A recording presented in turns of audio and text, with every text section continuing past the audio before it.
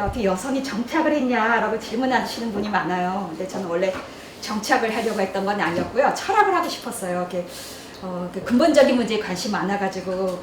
근데 철학을 하면 먹고 살기 힘들다고 부모님이 반대하실 것 같아갖고, 부모님은 분명히 경제학을 하라고 할 것 같다라고 해서 제가 미리 이게 그 어떤 부모님과 협상을 용이하게 하기 위해서 뭔가 이렇게 실용적인 것 같지만 그래도 근본적인 문제를 할 수 있는 정치학 쪽으로 제가 전공을 잡았고, 결국은 제가 사상 정치 철학 쪽 공부를 하고 있어요. 그래서 원래 제가 자유주의, 민주주의, 보수주의 뭐 이런 정치 이데올로기에 주로 관심을 가졌었는데, 그러면서 주로 좀 비판적인 얘기를 좀 많이 했어요. 그래서 제가 제 책을 소개를 하자면 한국 자유주의 기원하고 한국의 보수와 수고라고 해서 좀 지배 이데올로기에 대한 비판적인 글을 좀 많이 써왔는데요. 늘 비판하고 뭐 그런 것에서 좀 제가 싸우고 비판하고 좀 그런 것만 하다 보니까 좀 힘들고 지치고, 그래서 뭐 어쩌라는 거냐 이런 생각도 좀 하게 되고, 그래서 역시 그 대안을 생각을 해야 되는데 역시 생태주의 쪽 제가 관심은 일찌감치 있었어요. 그래서 생태 문제를 한 몇 년 전부터 공부를 하고 있다가, 근데 정치학 쪽에 이런 데 관심 가진 분이 별로 없어요. 그래서 제가 생태학 쪽에 그렇게 아주 깊은 그런 전문가도 아님에도 불구하고, 그러니까 정치학 쪽에서 민주주의나 어떤 시민성이나 이런 거랑 연결해서 전공한 분이 그렇게 많지 않아가지고, 아까도 제가 한 선생님한테 말씀드렸지만 그 희소성 때문에 여기저기 제가 다니는 것 같아요. 그래서 그런 점에서 제가 어쨌든 환경 문제나 이런 문제 다소 전문성이 떨어진다라고 하시면 여러분들이 같이 참여해서 더 보태주시고, 제가 그런 것을 기대하도록 하겠습니다. 또 하나는 제가 지금 녹색 불교 지도자 양성이라고 해서요, 뭔가 불교적인 거랑 연관을 지어서 얘기를 하려고 하는데, 어설프게 제가 불교를 모르면서 불교 얘기하지 말자. 제가 차라리 어차피 여러분들이 더 전문가니까 그런 생각을 하게 됐습니다. 저 개인적으로는 사실 천주교 신자긴 한데요, 전 불교를 사실 더 좋아해요. 제가 불교를 먼저 알았으면 불교 신자가 됐을 것 같은데, 제 순서상 제가 천주교를 먼저 알아가지고 그렇습니다. 그래서 저는 제 사상 철학적인 면에서는 제가 불교 공부하는 것이 정말 앞으로 남은 제 과제이기도 해요. 특히 이제 삶, 죽음 이런 문제에 관심이 많아가지고요. 그래서 개인 소개를 좀 장황하게 먼저 드려봤습니다. 생태 시민성하고 생태 민주주의 실현하기라고 하는 그런 주제인데요. 그러니까 우선은 시민도 기존에 알고 있던 개념이고 민주주의도 알고 계신 개념이잖아요. 근데 앞에 생태자가 두 개가 붙었단 말이에요. 그 말은 기존의 시민성, 기존의 민주주의 갖고는 이제 안 되겠다라고 하는 그런 각성이 있어요. 그러니까 시민이어야 된다, 민주주의여야 된다라고 하는 걸 고집하는 게 아니고요. 방점은 생태에 있습니다. 그러니까 기존 시민성에 대한 비판, 기존 민주주의에 대한 비판이라고 할 수가 있어요. 그러니까 우선 시민이 갖는 한계는 제가 뭐 차차 얘기하겠지만은, 시민이나 민주주의는 다 그 안에 인간만 들어있거든요. 인간만 들어있지 자연이나 그런 그 환경이나 다른 생물에 여기 들어가 있지가 않아요. 그러니까 민주주의도 민이 주인이다, 시민이 주인이다 이런 이야기지, 여기에 생물, 비인간 생물 이런 표현을 쓰거든요. 그러니까 인간이 아닌 다른 존재가 주인이 될 여지가 없어요. 그래서 저는 그 전에 어떤 지방 가서 지방 소멸 얘기 많이 하던데, 인구가 적으면 지방이 소멸이 되냐, 그거부터 문제 제기를 좀 해야 된다. 그 아마존 그 무성한 밀림은 그럼 그 자체로 그거는 대표되지 않아서 그거는 소멸한 거냐, 아마존 밀림은 우리 소멸했다고 봐야 되냐, 인간이 없기 때문에. 그럼 인간을 집어넣으려고 할 거고, 그럼 밀림은 또 훼손시킬 수밖에 없는 거예요. 그래서 저는 그러니까 우리가 대의제다 국회다 했을 때 그 대표성은 이미 빨리 인간을 넘어서야 돼요. 그래서 그런 논의도 사실 외국에서 이미 되고 있거든요.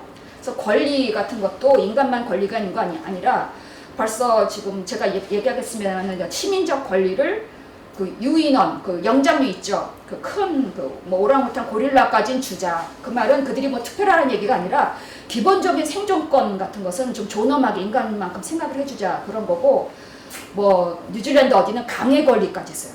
무생물에도 권리를 주자, 이런 얘기들이 나오고 있거든요. 그러니까 권리의 폭이 넓어지면서 시민 안에 들어오는 그런 것들이 더 넓어지고 있는 그러한 셈이 돼요. 그래서 일단 그런 생각을 하셔서, 그러니까 인간 중심주의를 벗어나자라고 하는 그런 의미에서 어떤 생태자가 앞에 붙기 시작했다, 이렇게 이해를 해주시면 될 것 같습니다. 근데 그럼에도 불구하고 왜 민주주의가 다시 붙냐, 민주주의는 왜 중요하냐, 민주주의 자체는 제가 한계라고 얘기했습니다만 이제 그런 점을 다시 한번 얘기를 해보겠습니다. 우선 폭력 얘기를 하고 싶어요. 폭력과의 관계, 이런 얘기를 하고 싶어요. 이 세상이 이렇게 뭐 민주국가 사이에는 전쟁이 없다 이런 표현도 있긴 있는데 왜 인간이 이렇게 문명화되어 갖고 있음에도 불구하고 이런 폭력적인 전쟁이 난무하는가? 결코 국제 분쟁이 줄어들고 있지 않다라고 하는 걸 알 수가 있습니다. 전해보다도 그러니까 2019년보다도 오히려 더 증가했어요. 분쟁이 사상자도 41% 증가했습니다. 현재로서 우크라이나 전쟁도 지금 막 벌어지고 있잖아요. 근데 우크라이나 전쟁을요. 제가 좀 말씀드릴 견해가 이것도 뭐 이념에 따라서 견해가 여러 가지라서 좀 말씀드리고 좀 조심스러운데 러시아의 팽창주의만으로 설명하기 어려워요. 여러 굉장히 복합적인 요소가 있고요. 그러니까 푸틴이 나쁜 놈이라서 그렇게만 해서는 답이 안 나와요. 일단 러시아 팽창주의랑 푸틴이 어떤 그 독재적 성향 이건 일단 상수로 인정하고 그럼에도 불구하고 우리가 평화를 위해 노력할 것이 없었는가라고 한번 반성을 해봐야 될 문제지. 그래서 지금 현재 전쟁으로 일어나고 있어서 과연 누구한테 이기는가 이것도 한번 생각해 봐야 돼요. 우크라이나 곡창지대인데 이제 거기 뭐 수입 이런 게 어려우니까 다른 나라 소위 이제 곡물을 많이 생산한 나라들이 훨씬 더 비싼 돈을 받고 곡물도 팔 수 있고요. 에너지 문제도 사실 아주 필연적인 연관성은 아닌데 원전 얘기도 다시 나오는 게 왜 그래요? 우크라이나 때문에 연료가 뭐 구하기 어려우니까 원전도 다시 생각해봐. 이런 얘기도 나온단 말이죠. 그래서 결과적으로 왜 서방국이 빨리 전쟁을 종식시키기 위한 노력을 그렇게 절박하게 하지 않는가 이 생각을 해봐야 될 것 같아요. 이 전쟁으로 이득 보고 있는 나라들이 무지 많다라는 거죠. 그래서 계속 전쟁이 이어지고 있어요. 그래서 어떤 이런 점들도 우리가 생각해봐야 될 문제인 것 같습니다. 전쟁 같은 게요. 그리고 예를 들어 IS 이런 극단주의 테러리즘 이런 것도 극단주의도 물론 그 이슬람 그 광신도들의 문제도 있습니다만은 기후 변화랑 관련이 있다. 테러리즘과 기후 변화 관련이 있다. 이런 CIA 보고가 있었습니다. 난민 사태도 기후 위기의 결과다. 그러니까 시리아의 이제 가뭄이 이제 정치 불안으로 이어지고 그리고 이제 기후 불안이 내정 가능성. 왜냐하면 이제 강수량 감소하고 농경이 불가능해지고 이제 사회 혼란이 이루어지고 이러면서 영토랑 관련된 분쟁이 늘어나고 이렇게 되는 것이죠. 그래서 각종 어떤 그 기후 위기랑 제 말씀은 정치적 사회적 위기랑 관련성이 밀접하게 있다 이 말씀을 드리고 싶었습니다. 코로나 감염병은 뭐 말할 것도 없죠. 제가 생태 관련해서는 다른 분들이 주장하는 바와 많이 이어질 것 같아서 제가 이제 이런 점을 자세하게 해야 될 필요가 있을까 하는 생각은 드는데요. 우선 그 가축에서 감염병이 시작됐죠. 그러니까 뭐 지금 코로나는 뭐 여러 가지 뭐 박쥐네 뭐네 여러 가지 얘기했습니다만은 어쨌든 결과적으로 다른 여러 가지 전 세계적 질병을 얘기하자면은 그 야생동물하고 가축하고 연관성이 많이 있습니다. 근데 가축이 야생동물과 사람의 혼합용기라고 해요. 혼합용기.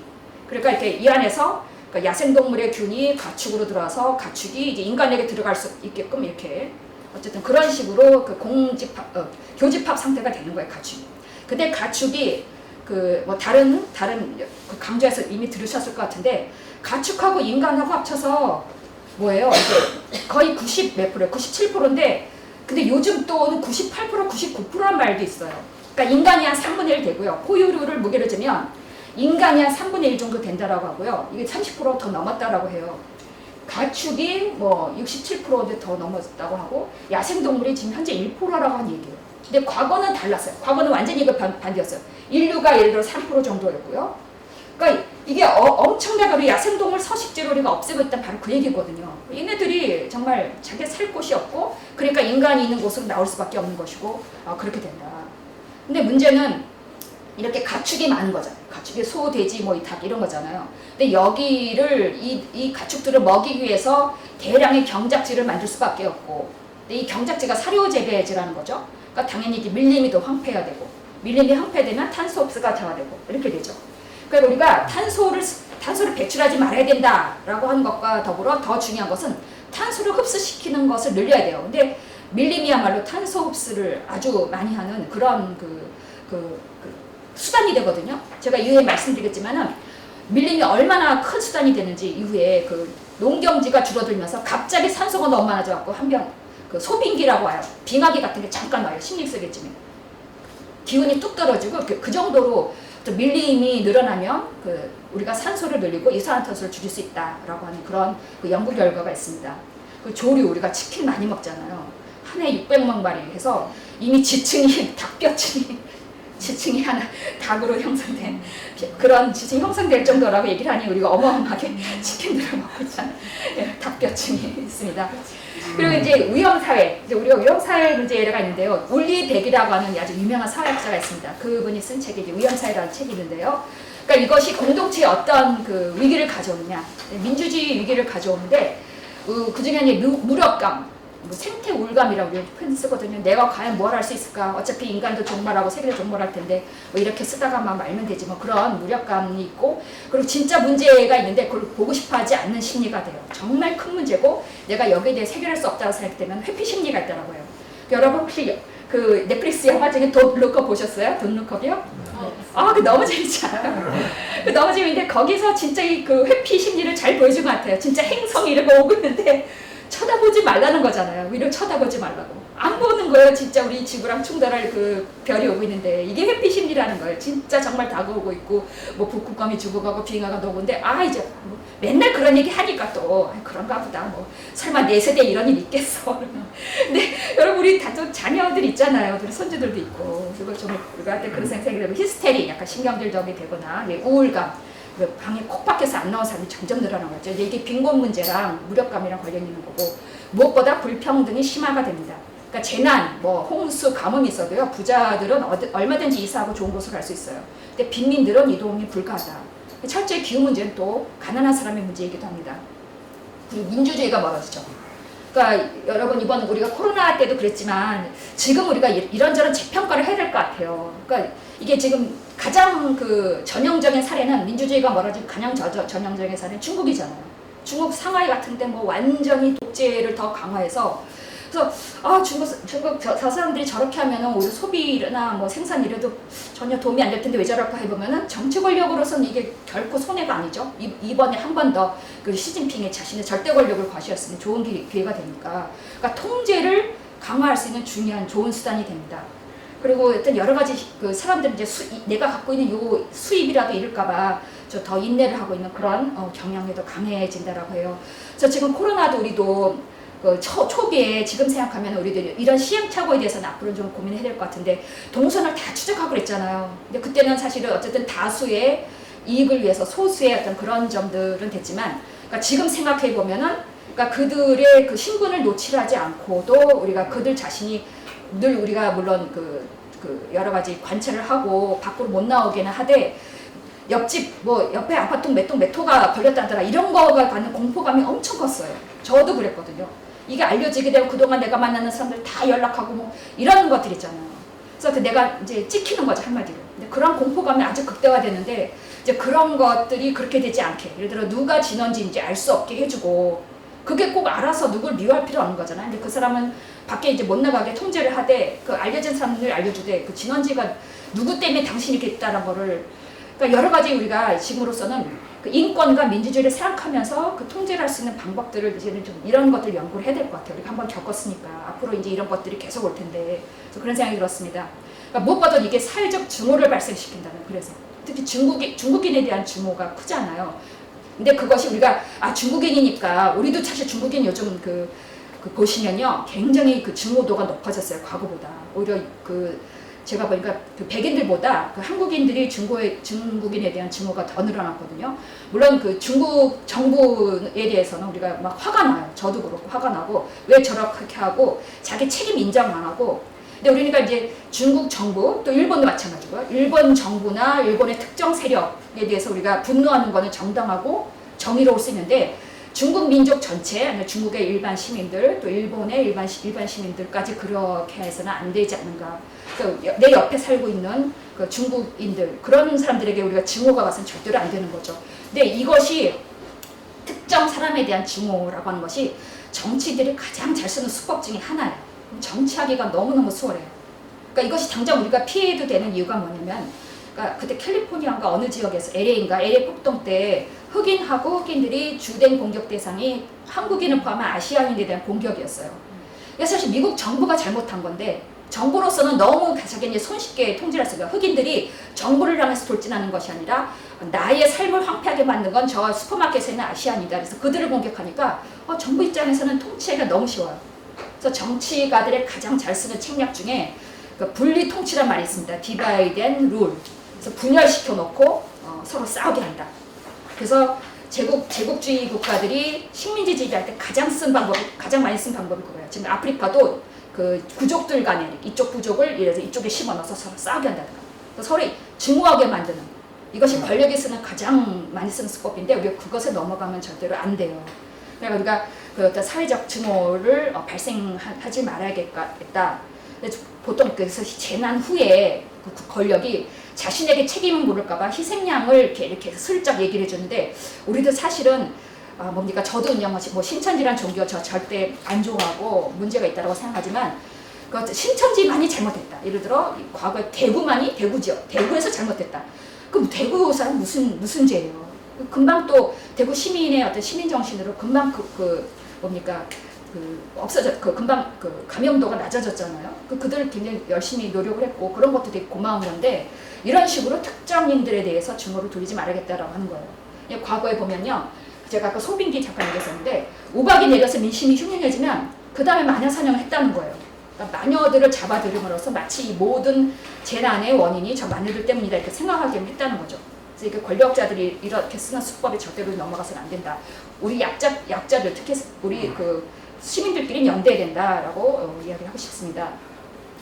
그래서 팬데믹과 관련해서 여러 가지 그 위험한 정치적 대응들이 있는데요. 신추출주의란 그 디그로스라는 책이 있어요.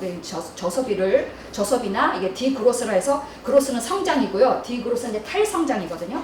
탈성장이란 말이 있는데 어쨌든 저 디그로스라고 하는 책이 번역되어 있는데, 그중에 이런 팬데믹과 대해서 아주 위험한 정치적 대응이 이런 게 있다라고 이야기를 하고 있습니다.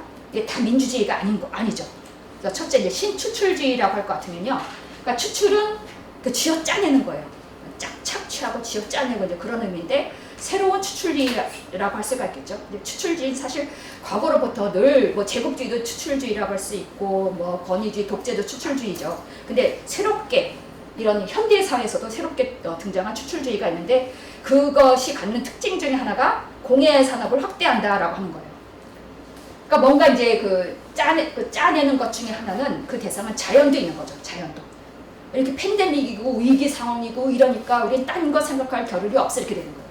그래서 사실은 그 생태 운동을 하시는 분들이 이번 코로나 때문에 사실 많은 기대를 했었어요. 코로나 초기에 비행기 안 다니고 교통이 줄어들고 갑자기 하늘이 맑아지고 그런 거 여러분 다 기억하시죠? 이 비행기가 쏟아내는 그 탄소가 어마어마해요.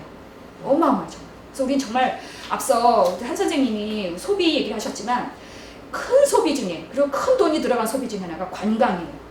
그러니까 해외여행은 정말 저는 물론 우리 견문을 넓히고 그 타인에 대한, 그 타 문화에 대한 이해를 높이기 위해서는 저는 어떤 관광 여행을 아주 좋다고 생각이 들어요.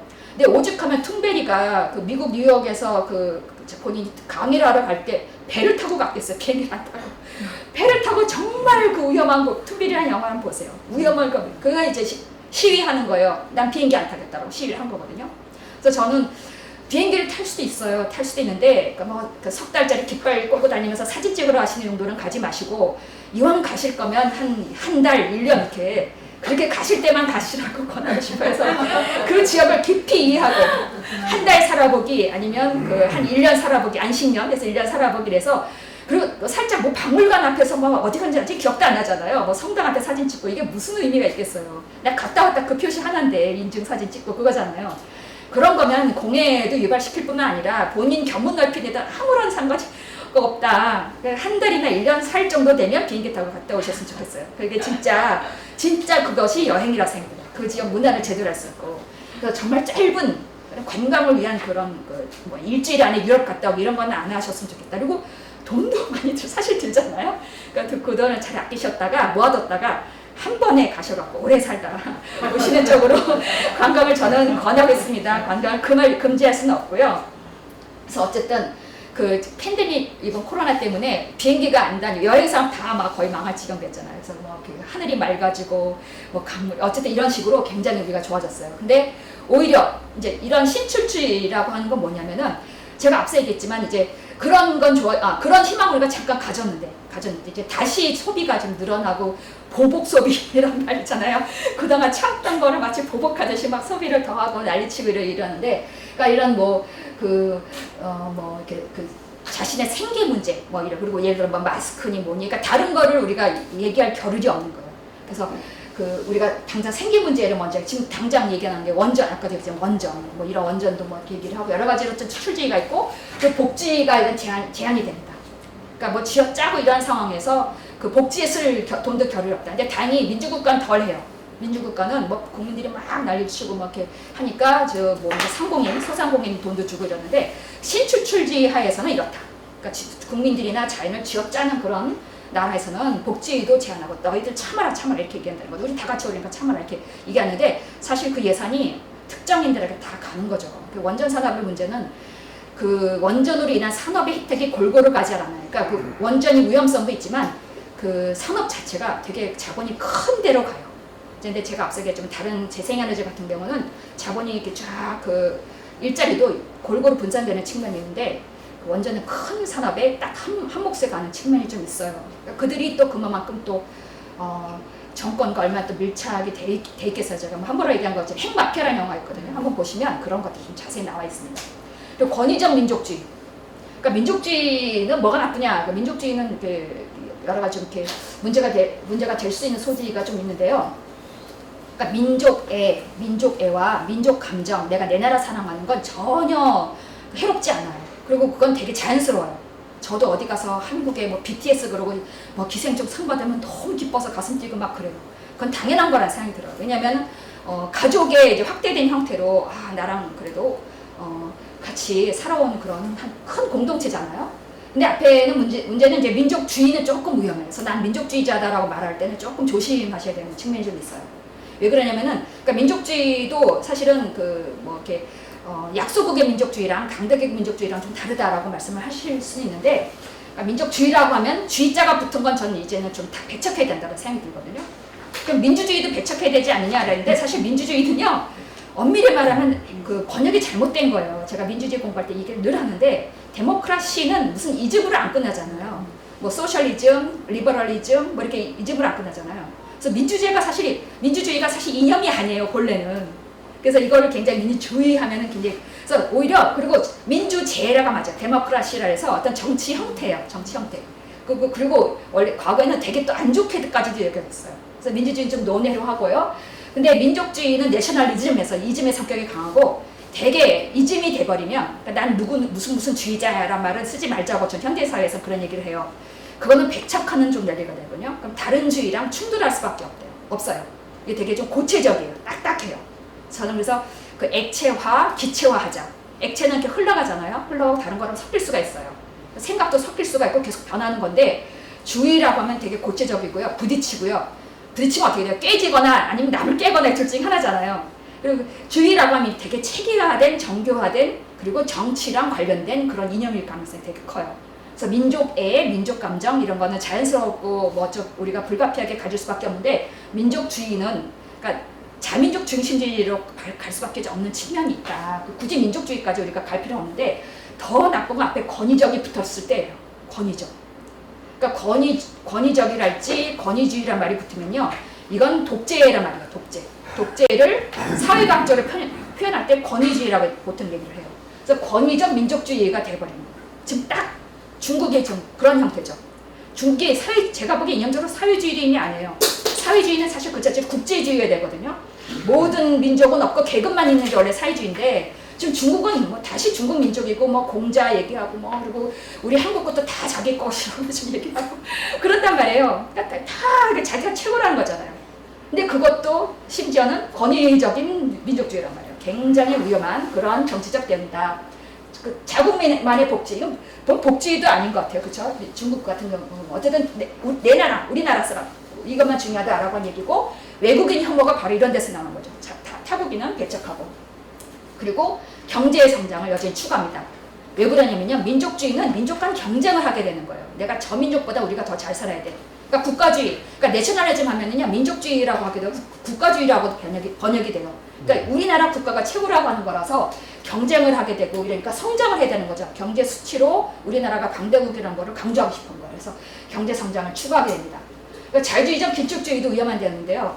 자유주의 하면은 좀 좋은 것 같으시죠. 자유주의, 리버럴리즘 하면. 그러니까 자유주의가, 리버럴이, 그러니까 되게 좀 여러 의미로 쓰이는데요. 그러니까 미국 사람이 리버럴하다 그러면 약간 진보적이라는 뜻도 있어요.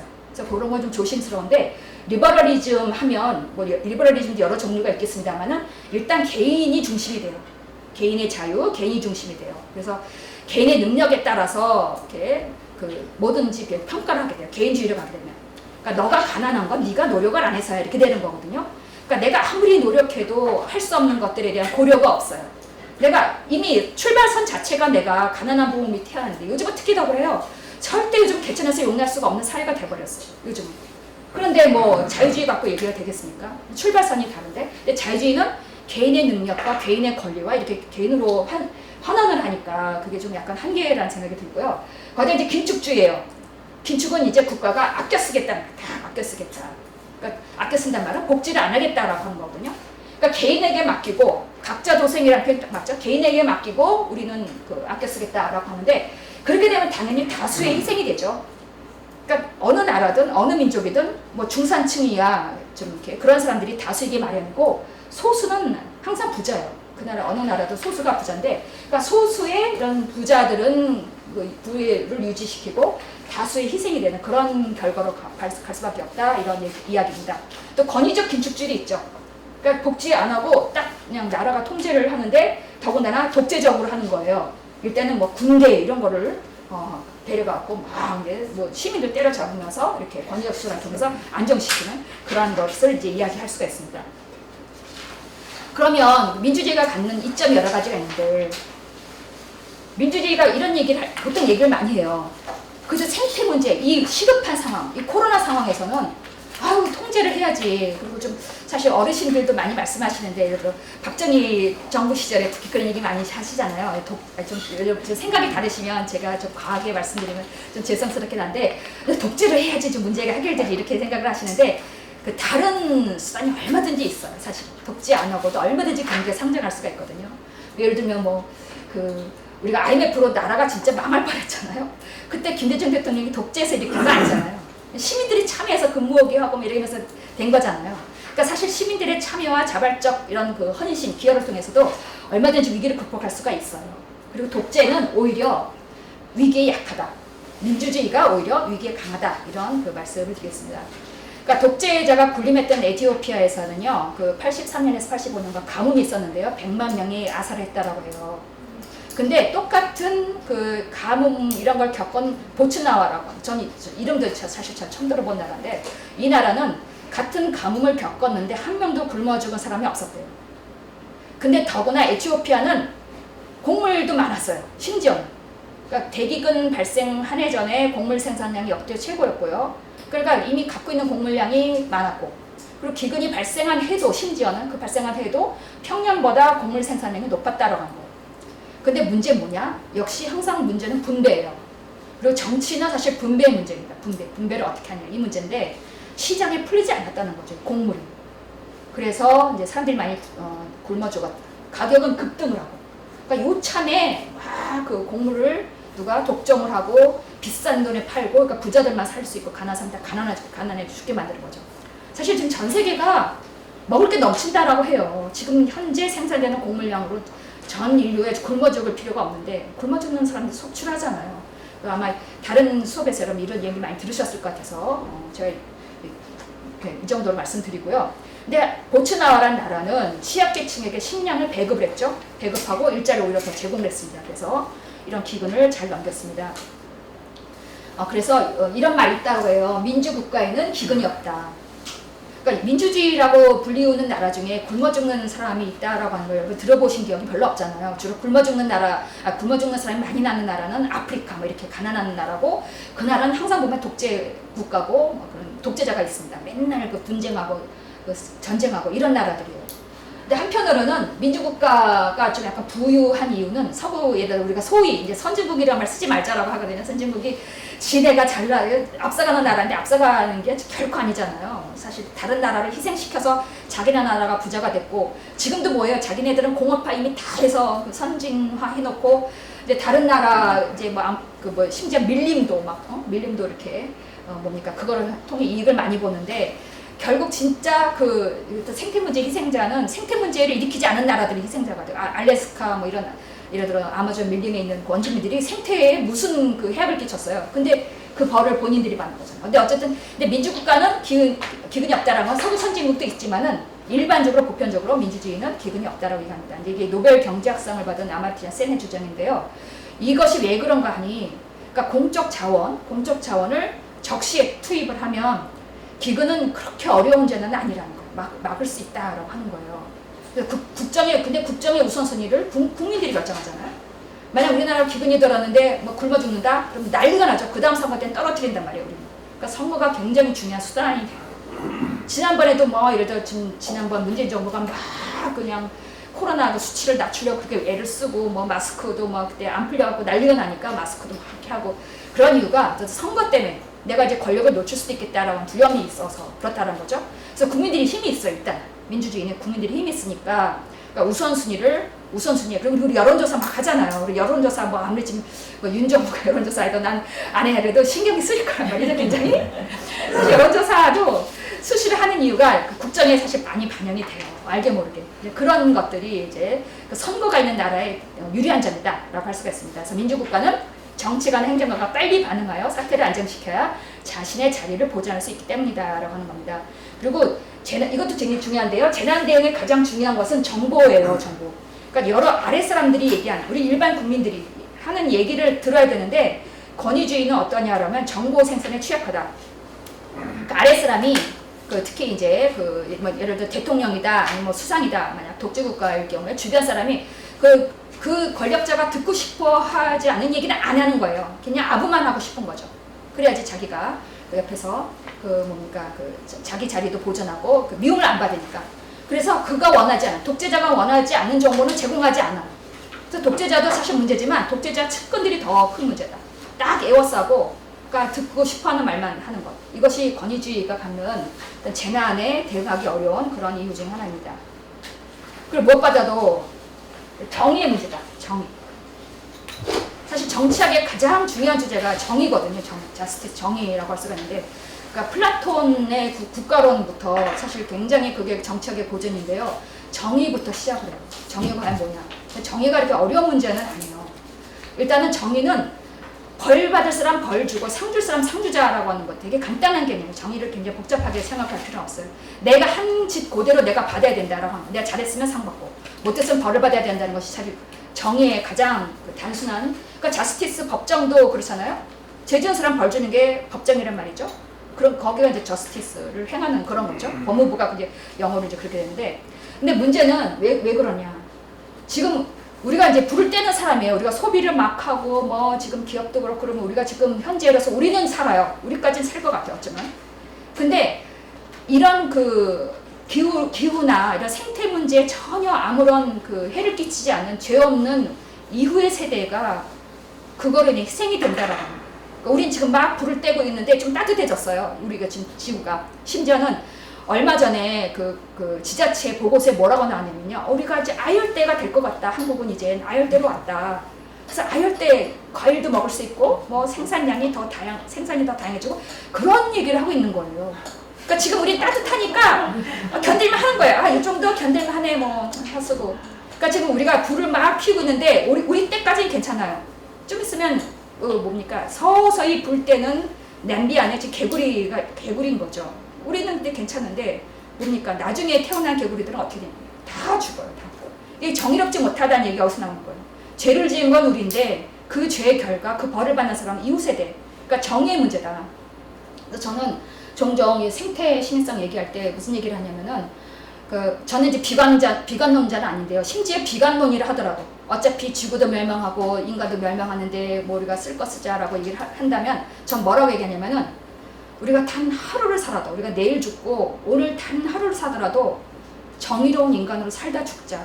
그러니까 우리 인류라 함은 인류답게, 인간답게 아름다움과 윤리적이고 이런 정의로운 그런 인류가 진짜 인간이란 말에 걸맞는 존재가 아니겠는가.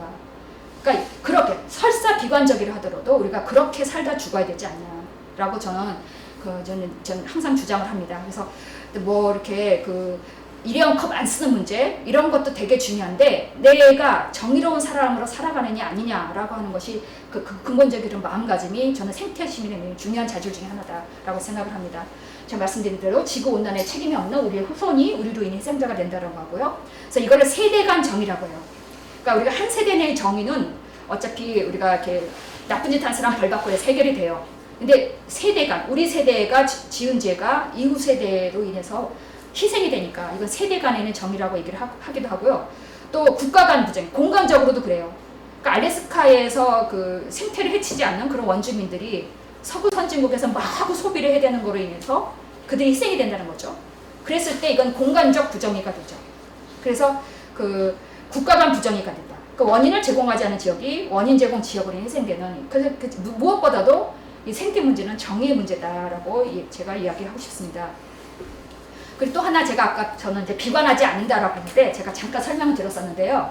그러니까 16, 17세기 그러니까 소빙기. 그러니까 지난번 코로나 때도 진짜 할 일이 맑아지고 막 이랬잖아요. 그때도 정말 저는 야 우리가 뭔가 할 수 있지 않느냐. 적어도 우리 지구 멸망 시기를 최대한 늦출 수는 있겠다 이런 생각이 들었던 게 이제 그런 희망이었는데. 그러니까 16세기, 17세기의 소빙기라고 해서요. 그 빙하기 거대한 빙하기 정도는 아닌데 잠깐 요때 되게 추웠어요.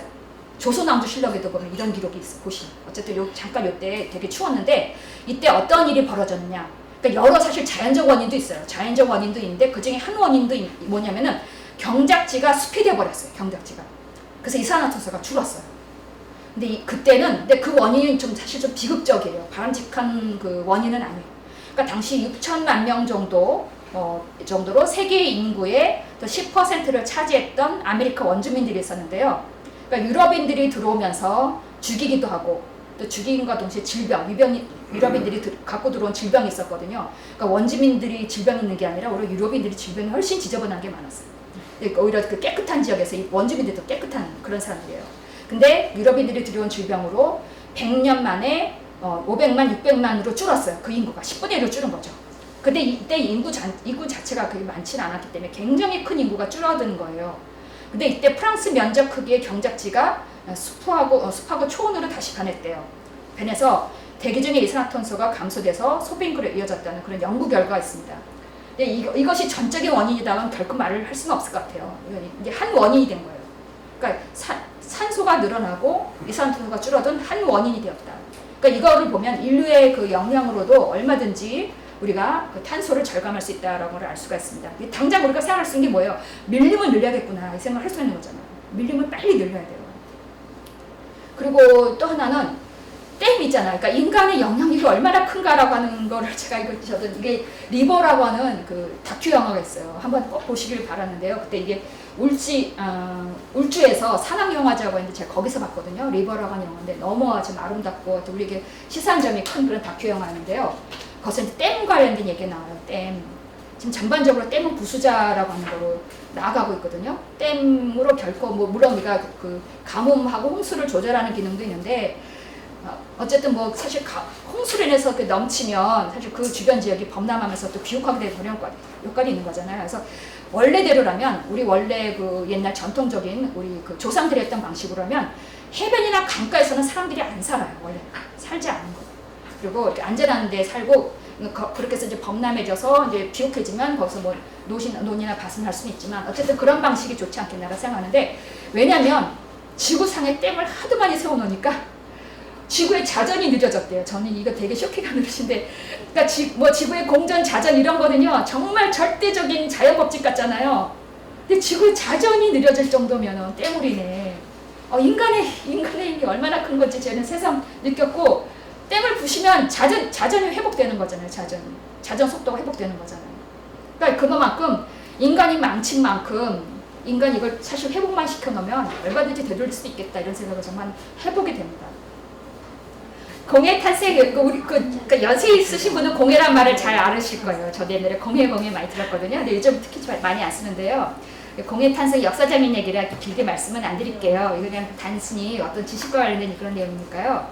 그래서 어쨌든 시민할 때는 도시를 연상하잖아요. 근데 어쨌든 도시에 살고 있는 사람을 연상을 하는데 꼭 그런 의미는 별로 안 중요하고 원래 시민하면 어떤 시민권 자격을 갖춘 어떤 사실 국가의 어떤 한 공동체 소속되어 있는 그런 또 권리와 어떤 그 실천을 하는 그런 존재라는 뜻이 있는데 어쨌든 도시랑은 좀 밀접한 관련이 있는데 공해가 사실은 어떤 그 도시랑 밀접한 관련이 있죠. 근데 벌써 1661년, 그러니까 17세기인 거예요. 17세기.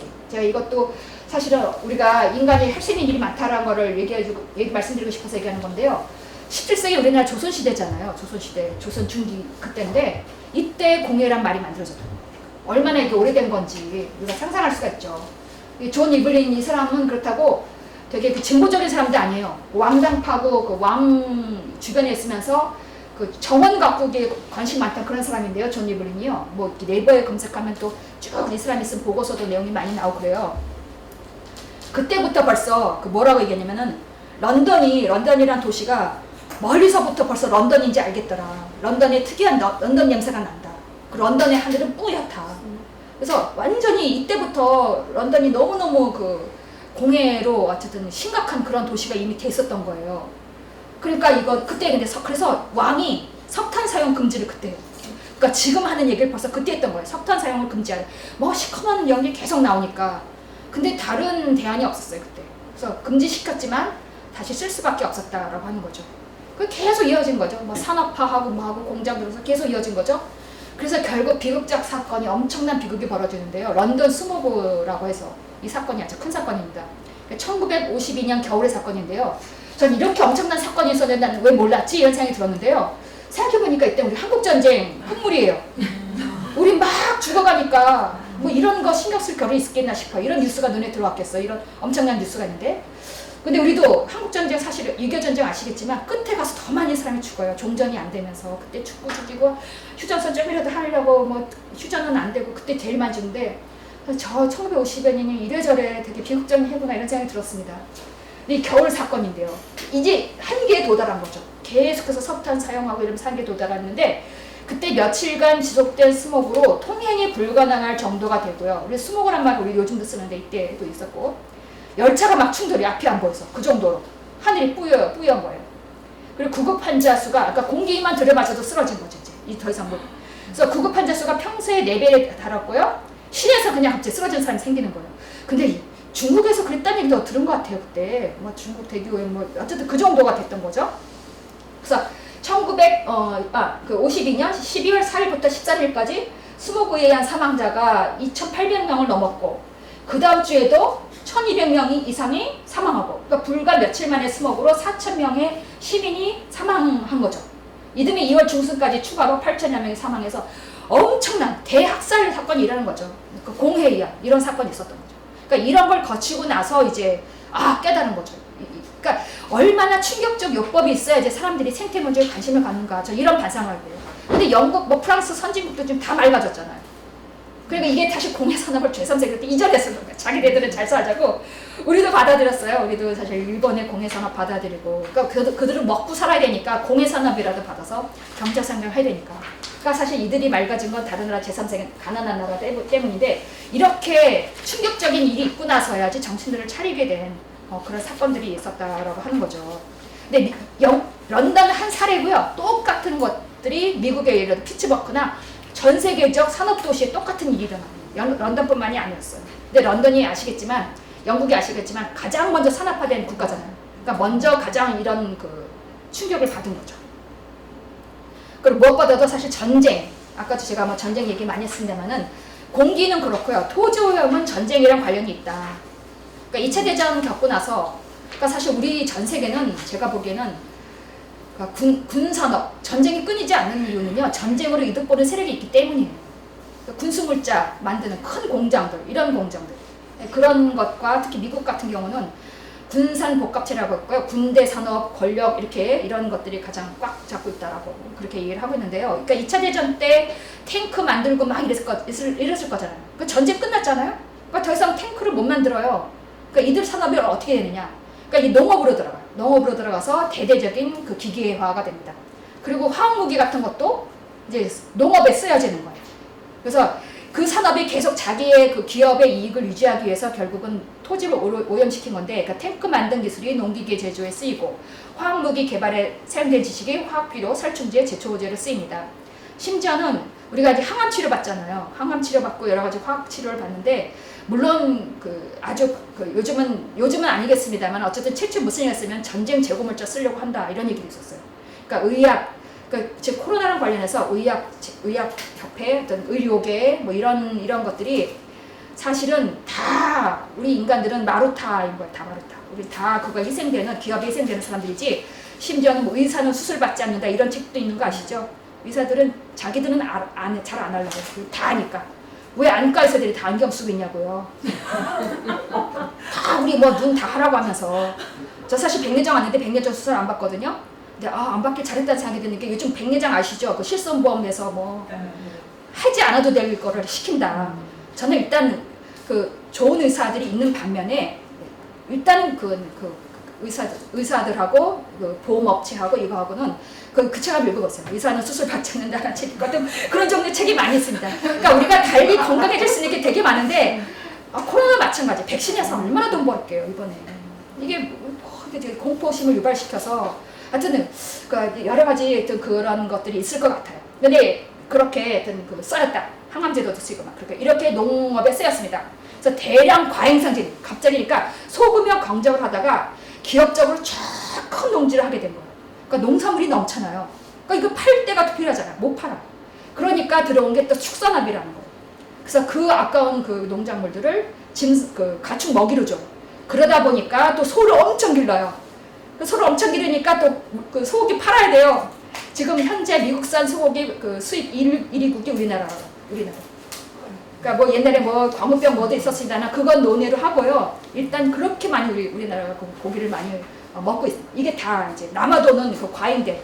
그래서 우리나라 미국이 우리나라 잉여 물자 우리 먼저 해주고 그랬잖아요. 고마운 게 하나도 아닌 게 어차피 차고 넘치니까 준 건데 심지어는 그냥 주지 않았어요.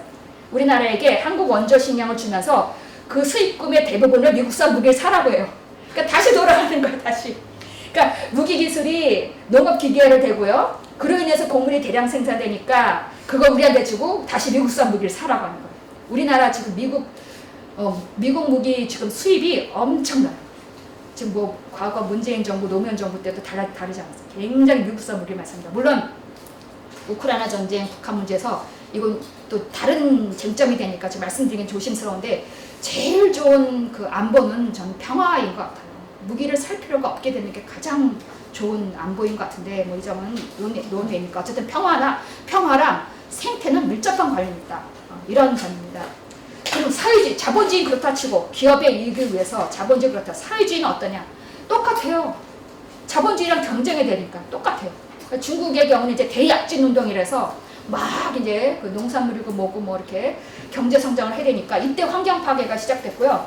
특히 이제 등소평 실용주의가 되면서 더욱 악화됩니다. 그러니까 벌목을 마구 해야 돼요. 그래서 수백 에이커의 숲이 없어졌다고 해서 해요. 그래서 토양 쓸려가고 바람으로 침식되고 그래서 이 먼지가 이제 수백 톤의 탄가루 아황산가스와 합쳐져서 중국 대륙은 물론 우리나라와 일본까지 영향 미친다. 이게 그거예요. 중국으로 온 황사가 이때부터 시작된 거예요. 이거는 뭐 어떻게 우리가 부정할 수가 없어요. 중국부터 넘어오는 건 부정할 수가 없다. 진짜로 넘어오는 건 맞다. 그리고 왜 앞서 우리 한 선생님이 홈쇼핑 얘기하셨잖아요. 뭐 사지 말라. 저는 과소비란 말 있죠. 과소비 그다음에 이런 말이 나온 게 중국의 공장에 돌아가면서 시작됐다. 그러니까 그 전에는 옷값이 그렇게 싸지 않았어요. 옷값이 싸지 않았고요. 사실 소고기도요. 저도 생각해 보면은 한 달에 한 번 먹을까 말까 손님이나 오면 먹었어요. 옛날 닭고기는 제가 아파야지 아빠가 혼자서 고기는 정말 특별한 날 먹는 거고 그게 사실 건강한 먹거리 맞고 옷도 우리 색깔 시샀어 한 장에 10,000원이네 색깔별로 막 사잖아요. 이게 시작된 게 중국에서 공장 돌아가면서 싼 노동력이 마구마구 해내면서 그러니까 돈 번 거 같은 거야. 10,000원에 10장 그러니까 난 부자 됐네 라고 착각 빠지는 거죠. 그럼 입지도 않고 상표도 안 뗀 옷이 쫙 있어. 그럼 결국 어떻게 돼요? 그걸 나중에는 요즘 그래서 미니멀 라이프 얘기 하잖아요. 그래서 옷장 비우기 운동 하잖아요. 저는 이게 어쨌든 되게 현명한 문화의 시작이라고 생각이 들어요. 그래서 저도 이런 브라우스 이런 게 꽃무늬 있는 게 한 2개 정도 있고요. 저도 어느 순간 이렇게 쫙 옷장을 저는 원래 옷을 안 샀어요. 엄마가 주면 입고 이렇게 입었는데 원래 안 샀는데도 불구하고 그러니까 옷이 없으니까 고를 필요도 없고요. 나 저거밖에 없는데 어차피 되게 좋고요. 그리고 이사 다닐 때 깜짝 놀래요. 우리 남편이 저보다 옷이 2배가 더 많아요. 남편은 직장 다니고 저는 이제 이렇게 프리랜서 하니까 직장 다니고 하는데. 그래서 저는 하여튼 짐도 되게 옷이 없으니까 너무 좋아요. 그 대신 조금 오래 입을 수 있는 거, 유행 안 타는 그런 거 사시면 되는 거잖아요. 그래서 어쨌든 과소비의 그 원천은 싼 노동력과 그 싼 원료 합쳐져 갖고 그렇게 많이 시작된 그런 거다. 그래서 우리가 그런 소비는 생각을 해봐야 될 것 같습니다. 그래서 어쨌든 중국이 그렇게 됐다라고 한 거고요. 소련도 마찬가지. 소련도 막 대구염 엄청 했고, 뭐 체코는 뭐 저거 소련의 대장간이 뭐해서 엄청나게 그 개발을 해서 공해 유발 그런 국가가 됩니다. 근데 전통 농업은 아니었다는 거예요. 전통 농업. 그러니까 우리가 이렇게 황폐화되기 이전에, 그러니까 외국에서 한번 왔어요. 미국의 누군가 프랭클린 킹이라는 사람이 한번 그 동양을 또 돌아보니까 너무 놀라운 게 토양이 우리 농업 국가잖아요. 오랫동안 농업을 해왔는데 땅이 질이 너무 좋아. 땅 질이. 그래서 이게 뭐냐 그랬더니 알고 봤더니 거름을 쓴 거예요. 화학 제품을 안 쓰고 화학비료를 안 쓰고 거름을 쓴 거예요. 거름을 써서 거름은 순환되는 거죠. 인간의 몸이 나와서 다시 땅으로 들어가고 그게 원래 인류가 살던 방식이거든요. 그러니까 그러니까 너무나 그 땅의 질이 그대로 보존돼 있더라라고 해서 인분의 퇴비야. 이게 되게 놀라고 그랬는데 우리는 그때 야만스럽게 인분을 갖고 거름 쓰되 냄새 난다 뭐 이렇게 얘기를 하고 있는데 그러면서 이제 막 그 화학비료를 와줘야지 진짜 문명국인 거였는데 절대 그렇지가 않다라고 하는 겁니다. 그리고 식량 위기상 이렇게 돼서 땅도 황폐됐죠. 그러니까 사실은 화학비료 쓰고 화학 살충제 뿌리고 그러면요 재생 가능성 없기 때문에 오히려 더 이렇게 장기적으로는 뭐 이런저런 그 생산량도 줄어들고 그렇게 돼요. 여러 가지 문제가 있어요. 그러면서 아예 농업 포기 분위기로 가는 거예요. 농업 위기에서 이제 농업 포기 분위기로 갔는데 벌써 2007년에 뭐라고 합니까? 땅값이 비싼데 거기다 왜 농사를 짓냐? 기업 경쟁력 떨어뜨린다. 그래서 농지 보전 이런 거 하지 말고 그리고 식량 안보를 위해서는 그래서 식량 비축을 할 생각이 아니라 농지보다는 곡물 딜러, 세계적인 곡물 딜러, 뭐 여기 외국에서 저기에서 곡물을 사올 수 있는 그런 딜러를 확보하는 게 중요한 안보 수단 이런 말까지 했다라고 하는 거예요. 근데 어느 순간 딱 우리나라 예를 들어 봉쇄되었다고 쳐요. 코로나 때 딱 봉쇄됐잖아요. 그러니까 어떤 나라는 막 휴지 없어 뭐 없어 난리를 쳤잖아요. 그러니까 자급자족이라는 것이 얼마나 중요한 안보 수단인가 우리가 지금 알 수가 있어요. 우크라이나 저렇게 되니까 당장 우크라이나에서 굉장히 많이 싸게 생산했던 거 그거 못 오니까 우리 막 물가 막 올라가고 뭐 식용유도 없고 막 난리치잖아요. 그러니까 모든 게 보니까 옥수수로 만드는 게 되게 많더라고요. 근데 우리나라는요 아무것도 생산 안 해요. 보니까 우리가 뭐 옥수수 뭐 짓는 것 같은데 굉장히 우리 모든 생활을 감당할 수 있는 그런 곡물이 자급률이 보세요. 2.6% 우리나라 자급률이. 그러니까 곡물 자급률이 20.2%인데 그나마 쌀을 포함시켰을 때 쌀 빼고 나면 2.6인 거야. 우리 밀가루니 뭐니 다 수입산. 그러니까 우리는 어느 순간 전쟁 뭐 나거나 뭐 하면 우리는 이제 빵도 못 먹고 국수도 못 먹는 거야. 그래서 이렇게 OECD가 최하위. 생각보다 프랑스, 유럽에서요 농업 자급률 우리보다 훨씬 높아요. 우린 지금 뭘 믿고 지금 이러고 있는지 참 잘 모르겠다 이런 생각이 들어요. 그래서 농업은 제가 다른 수업에서 하실 것 같아서 얘기하는데 진짜 중요한데 우리는 그러니까 안보의 문제다. 식량은 정말 안보의 문제다. 생태운동이 이제 등장을 하기 시작합니다. 이런저런 이유로. 자, 앞서 우리 한 선생님이 또 다른 선생님도 얘기하셨는데 불교의 연기론하고요 생태는 아주 밀접해요. 그래서 정말 불교는 그 자체로 생태적 종교예요. 근데 앞서 얘기했듯이 제가 사람이 막 죽어나왔잖아요. 50년대 사람 죽어나오고 그러니까 1960년대 이제 환경 문제 심각성이 인식이 돼요. 그러니까 50년대에 그러니까 생각해보세요. 45년 2차 대전 끝났죠. 제가 말한 대로 2차 대전 끝나고 나니까 그 각종 농기계 화학 제품 쓰면서 더 농토니 뭐니 다 이렇게 더 황폐화됐죠. 그러니까 그런 자각들이 60년대에 나타나는 거예요. 이거 안 되겠구나. 우리 이러다가 다 죽겠구나. 사실 그래서 뭐 히피 뭐 이런 여러 문화운동도 요럴 때 많이 등장을 해요. 그래서 이때 환경 문제 심각성이 인식이 되고요. 그러다 이제 이런 생태주의가 싹 트는데 일단은 생태학이 뿌리를 둬요. 이콜로지라고 해서 이제 생태학이 뿌리를 두는데요. 그러니까 생태학이라는 학문이 여러 자연과학을 이제 쪼개고 분석하고 그것만 집중적으로 전문성을 했거든요. 근데 생태학이라는 학문이 갖는 큰 특징 중 하나는 연결해서 봐요. 모든 걸 연결해서. 그러니까 예를 들어서 뭐 이게 조류랑 예를 들어서 뭐 어떤 기후랑 연결이 됐다라든지 이런 큰 단위로서 서로 연결성을 보기 시작한 학문이 바로 생태학이라고 하는 거예요. 그래서 생물과 생물 간의 관계, 생물과 비생물 사이의 상호작용 이런 데 초점을 두면서 이런 관계를 전체 시스템으로 이해하기 시작한 그런 학문이 등장한 게 바로 생태학이고 이런 학문의 발전과 더불어 이제 생태주의를 갑니다. 그러니까 생태주의가 단지 운동인 것만은 아니에요. 운동이 될 수 있었던 이유는 철저한 연구와 사실을 연구한 결과 그 바탕에 뿌리를 두고 있는 것이다. 그래서 세상을 분절적, 기계적 관점으로 이런 전통적 과학관과 달리 생태학은 전체론적 관점으로 유기적 관계를 주목하고 이에 따라서 전체성, 연결성 이런 것들이 이제 원리들이 도출되는데 이게 바로 불교 연기론하고 딱 맞는 그러한 내용입니다.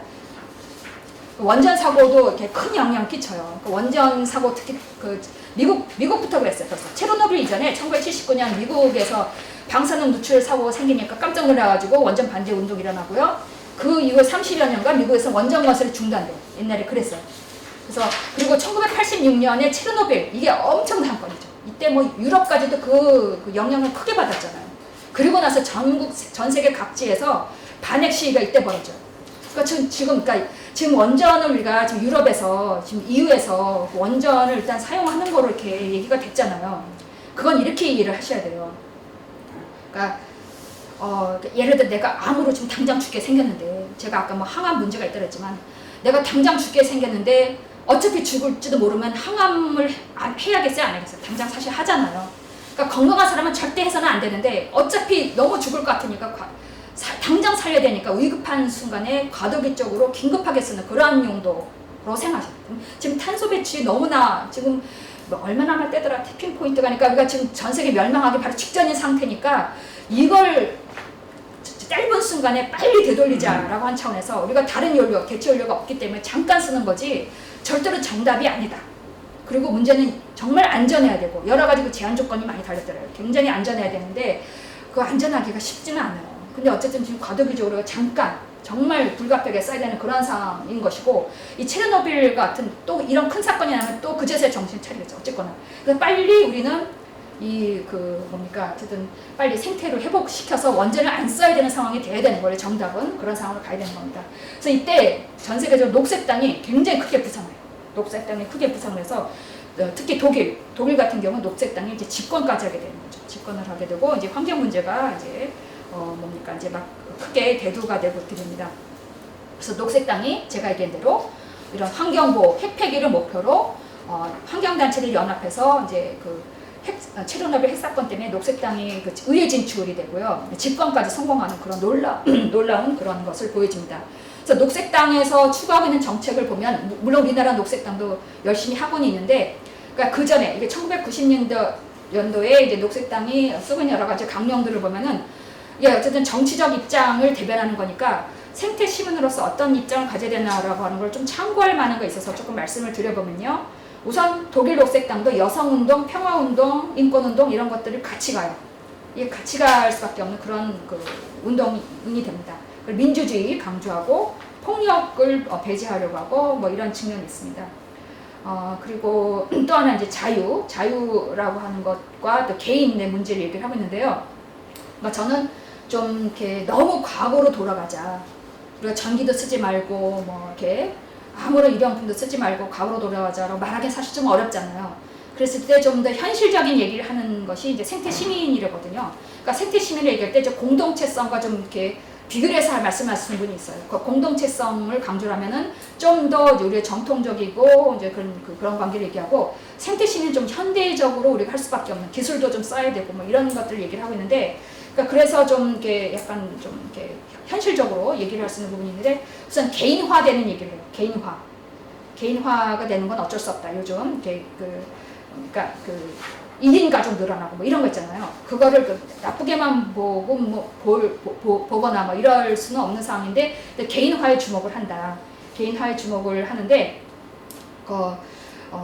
문제는 뭐냐면은 어쨌든 개인화의 개인의 행동의 자유가 있지만 그러니까 지속 가능성이라고 하는 거에서는 개인 자유는 한계로 됩니다. 그러니까 개인은 얼마든지 자유롭게 하지만은 환경 문제, 생태 문제라고 하는 거에 한해서는 뭔가 제한이 돼야 된다. 이런 이야기를 하고 있습니다. 그래서 또 하나는 연대가 많이 약화되고 있다. 개인화가 되면서 전통적인 연대가 약화되고 있다. 이런 얘기를 하고 있는데요. 사실 제가 이틀 전에 생명사상 연구소에서 개최하는 생명 관련 워크숍에 다녔었어요. 그래서 요즘 젊은이들이 개인주의화되고 있다, 뭐 희망이 없다, 뭐 이런 얘기를 하잖아요. 근데 젊은이들이 굉장히 많이 모여 있는 그런 곳이었어요.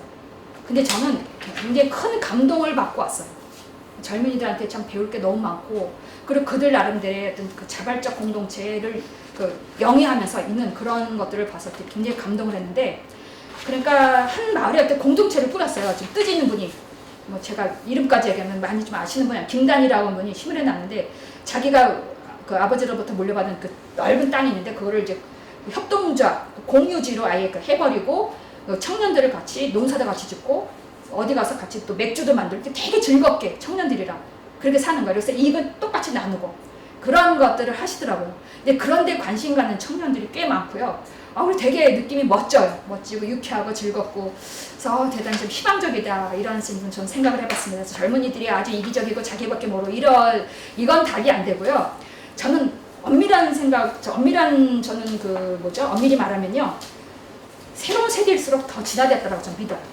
과거 조상들의 DNA가 다 지혜가 축적돼서 계속 그 피를 물려받은 거잖아요. 좀 새로운 세대일수록 더 지혜롭다라고 저는 믿는데, 그리고 심지어는 제가 그래서 우리가 다 같이 모여서 다 같이 변화돼서 예를 들어서 모두가 다 이렇게 그 깨달음 얻어서 이렇게 되는 날은 결코 안 와요. 언제다 안 와요. 단 소수라도 그들이 각성하면 된다라고 하는데, 그 주여서님이라고 쓴 그 전환 이야기란 책이 있어요. 거기도 나온 내용인데요. 그 몇 명이 변화하면 변화가 가능하냐 이 얘기를 하냐면요, 인구의 1%의 제곱근만 변화되면 된대요. 인구의 1%의 제곱근이면요, 만약 우리가 5천만이잖아요. 5천만이면 707명만 바뀌면 된대요. 707명만 생각이 바뀌면요, 변화가 시작된대요. 그래서 그 얘기를 뭐라고 표현하냐면은, 세상 바꾸는 방법 여러 가지가 있는데 혁명이 있고요. 혁명은 막 어쨌든 뒤엎는 거고요. 개혁은 조금 제도적으로 고쳐가는 건데, 개혁 정치가들이 잘 안 하잖아요. 천의가 있어요. 천의는 그 뜻은 뭐냐면요, 떡갈나무가 어느 순간 떡갈나무 씨앗이 딱 어디 소나무 예를 들어서 딱 떨어져요. 근데 시간이 지나면 다 떡갈나무 숲이 돼 있다는 거예요. 그냥 뭐 그렇게 어떤 과도한 인력, 우리가 인간적인 힘을 쓰지 않아도 그 천의의 힘을 믿는 거죠. 근데 제가 보기에는 꽤 많이 떡갈나무가 됐어요. 제가 보기엔 쭉 보니까. 예를 들면 왜 조금씩 민주주의 있잖아요. 민주주의. 그러니까 1950년대 글만 봐도요, 사람들이 민주주의가 뭔지 몰랐어요. 그런 얘기는 해요. 그러니까 함석헌 선생님이 뭐라 하냐면요, 우린 민족주의만 알지 민주주의 잘 모른다 이런 말 하거든요. 근데 지금 우리가 민주주의 당연한 거잖아요. 사실 지금 생태주의가 지금 똑같이 그럴 수가 있겠다. 생태 이런 거는 지금 사실 다 공감하잖아요. 기후위기, 생태문제 다 공감하잖아요. 그리고 지금 이제 생태 전환 교육, 지금도 마찬가지 이런 교육도 있고, 지금 생태 전환 교육이라서 좀 국가가 그걸 의무적으로 하도록 지금 법이 바뀐 걸로 알고 있어요. 학교 교육도 이제 시작됐어요. 그래서 이제 그런 교육을 받고 자라난 세대면은 분명히 달라질 것이고, 벌써 천의가 저는 많이 시작됐다. 저는 그래서 굉장히 그런 면에서는 우리가 절대 희망을 버려서는 안 되고, 우리가 지금 여러분이 또 이제 강연을 하실 거잖아요. 이제 녹색 불교 지도자가 돼서 이제 강연을 하실 거잖아요.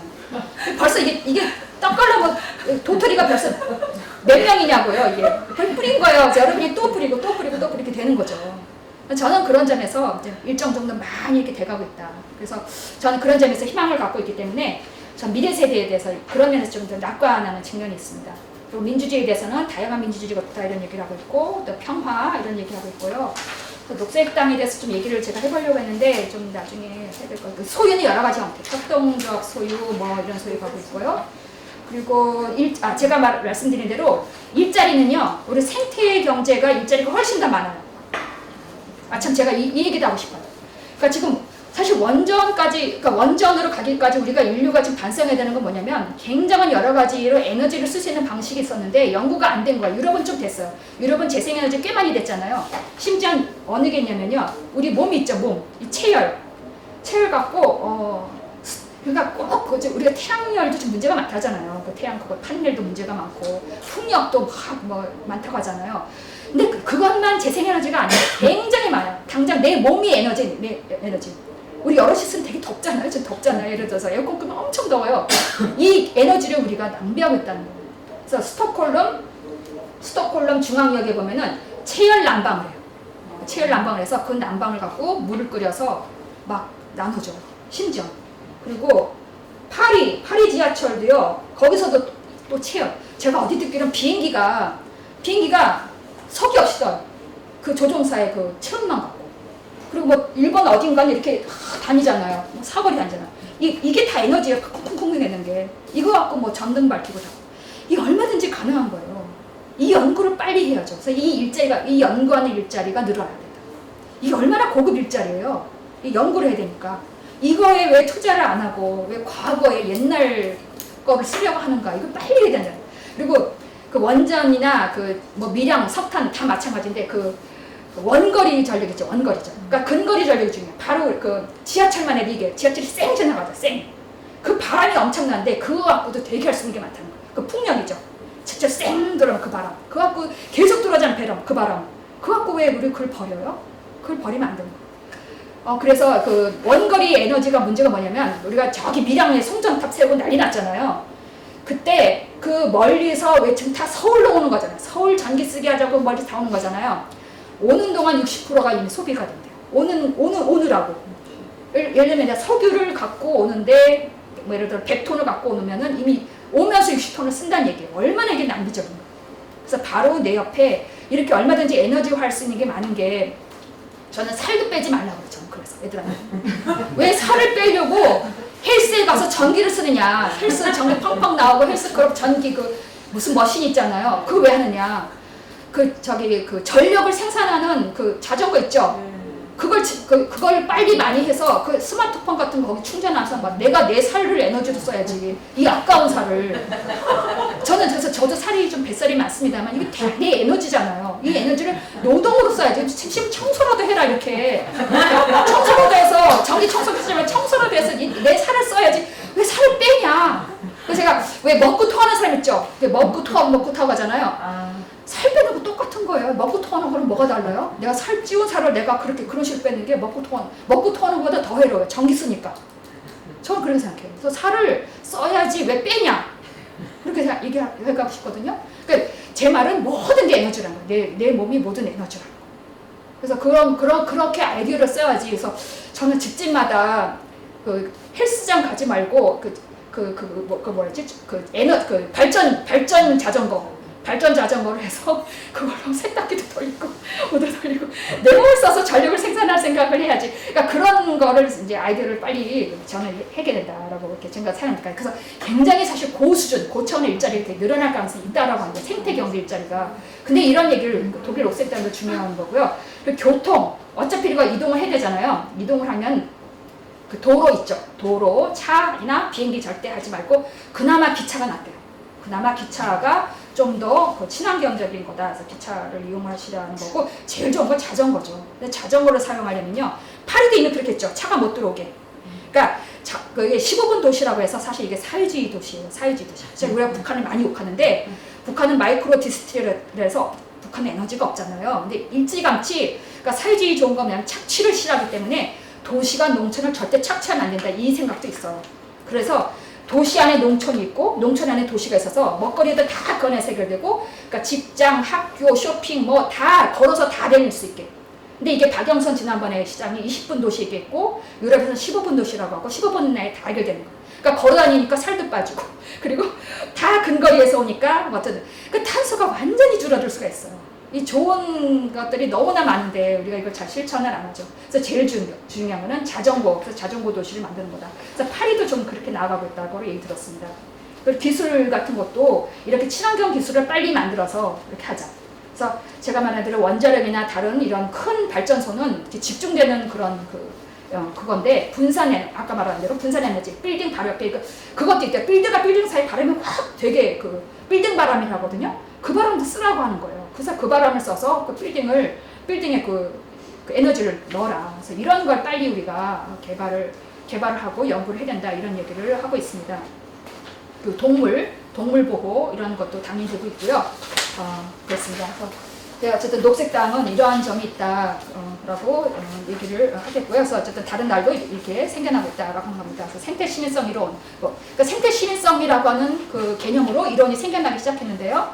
그래서 이거는 이제 그 기존 시민성 갖고는 안 된다라고 하는 거예요. 그러니까 기존 시민성은 사실은 한 국가의 어떤 너는 미국 시민이야, 뭐 한국 시민이야 할 때 사실 그 시민권 개념이거든요. 그래서 국가가 단위가 돼요, 시민은.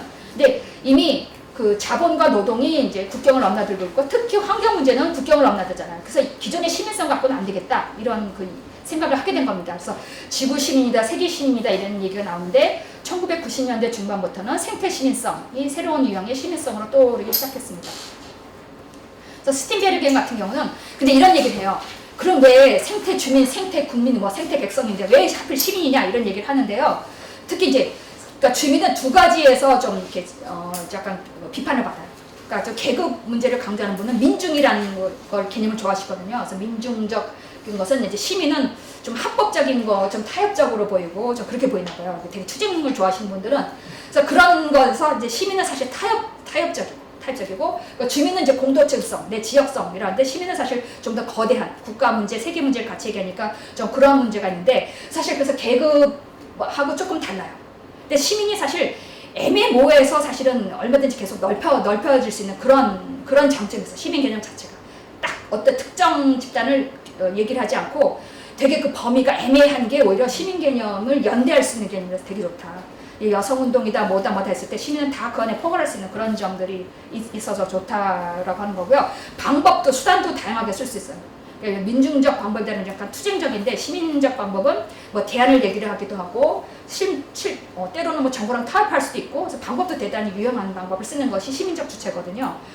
그리고 마샬이 이제 시민성을 시민적, 정치적, 사회적 시민성 이렇게 구분을 했습니다. 그래서 맨 처음에는 시민으로서의 권리, 그러다가 정치적 참정권, 그러다가 사회적 이제 복지 문제까지 해결하라라고 하는 그런 시민적인 건데 여기로 끝나면 안 되겠다.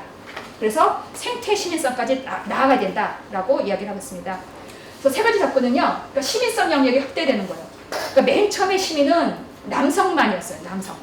그러다가 어느 순간 여성도 포함이 되죠. 여성 참정권도 없잖아요. 여성이 포함되죠. 근데 이제는 동물에게도 권리를 주잖아요. 동물. 그러니까 동물이 물론 국회에 나와서 뭘 할 수는 없지만 그들을 대변해서 그들의 이익을 얘기를 하는 것을 대변해야 되는 것이 필요하다. 이제 이렇게 해서 그 권리를 넓혀가자라고 하는 거고요. 그러니까 자연에 대한 인간의 책임을 강조하고 있고, 그 다음에 세계 차원, 글로벌 차원의 이제 생태 시민성이 강조가 됩니다. dob슨이라는 학자도 굉장히 유명한 학자인데, 그러니까 생태 발자국이라는 그런 용어가 있어요. 이건 지구상에 인간이 흔적을 남긴 거예요. 생태를 이제 파괴를 하면서 남긴 인간의 어떤 발자국들 이런 것들을 우리가 고려해서 이제 그거를 이제 많이 남기지 말자라고 하는 거고요. 비영토성은 이제 특정의 어떤 그 지역, 공간을 넘어선다 이런 뜻이에요. 세대간도 넘어서고 지역도 넘어서서 우리가 좀 더 넓은 차원의 생각을 해야 된다라고 하는 거고, 그 비계약성은 그러니까 원래 시민이 계약, 국가와 국가 간의 국가에서 시민들이 이렇게 계약을 맺어서 국가를 세웠다고 하는데 그걸 넘어서는, 그러니까 책임, 의무를 다하는 그런, 그러니까 자연과의 관계가 계약적 관계가 아니잖아요. 내가 자연으로부터 내가 하나를 받았으니 하나를 줄게 이런 관계가 아니다라고 하는 걸 얘기하는 거고, 정의, 동정, 연민 등의 덕성이 필요하다는 것이고, 그리고 사적 영역, 공적 영역이 긴밀하다는 그런 생각을 해야 된다. 그러니까 소비에서 하는 내 행동이 바로 공적으로 굉장히 중요한 역할이 된다. 그걸 인식을 해야 된다는 그런 이야기입니다. 그러니까 드라이잭도 그 생태 시민성은 장소를 자신에게 맞게 변형하는 것이 아니라 생태적 장소에 존경받는 신이 되는 것이다 라고 얘기하고 있고요. 생태계가 인간에 의해서 얼마나 더 취약해질 수 있는지 그거를 생각을 하자. 그리고 개인은 내가 예를 들어 소비자라면 고속도로가 생기길 바랄 수 있다. 출퇴근이 빨라지니까. 하지만 내가 생태 시민이라면 자연을 훼손하는 고속도로 건설을 반대할 것이다. 이렇게 이야기를 하겠습니다.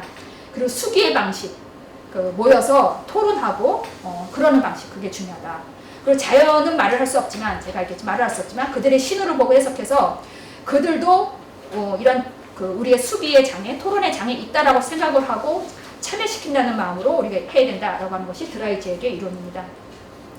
그리고 쯔베이레스, 이 사람이 되게 재밌는 이 사람의 이론을 갖고 저는 이후에 좀 많이 발전을 시키려고 하는데요. 그러니까 자연에 대한 인간의 태도를 6개로 나눴어요. 그러니까 데스파타면요, 이게 이제 전제군주라는 뜻이에요. 절대군주. 저기를 생각하면 돼요. 그러니까 로마의 네로 황제 그런 걸 연상하시면 돼요. 굉장히 압제적이고 그런 존재인 거죠. 일라이튼드 데스파타면 계몽군주 정도 돼요. 물론 독재를 하긴 하는데 좀 깨인 군주 이런 정도의 인간의 태도라고 할 수가 있고요. 지금 현재 저는 요 단계가 아닌가 싶어요. 좀 깨어 있는 그러나 여전히 자연은 지배하는. 근데 스튜어드는 이렇게 비행기 승무원을 얘기하거든요. 돌보는 사람이거든요. 그러니까 자연에 대해서 이제 내가 군림하는 것이 아니라 좀 돌보는 존재 같이 되는 거예요. 돌보는 존재. 파트너십 하면 동료로 생각하는 거예요. 동등한 관계, 동반자, 파트너니까 자연을 그렇게 생각하는 거예요. 자연은 나의 동반자다 생각하는 거고요. 파티시펀트는 참여자다. 자연에 뭐 강아지도 참여하고 나도 참여하고 뭐 이런 식으로 같은 참여해서 우리가 무언가를 이루는 그런 존재라는 거고, 유니언이드 네처는 자연과 완전히 하나가 되는 거예요. 합일되는 거예요. 그래서 6번째 단계는 사실 대단히 어찌 보면 영성적 단계고 굉장히 고차원적이고 먼 미래 얘기일 수 있을 것 같은데, 제가 생각해 현실적으로는 3, 4, 5번 요것이 우리가 생태 시민으로서 취할 수 있는 앞으로 우리가 취해야 될 그런 태도인 것 같다라고 해서 이 세 가지를 집중을 해서 말씀을 드리려고 합니다.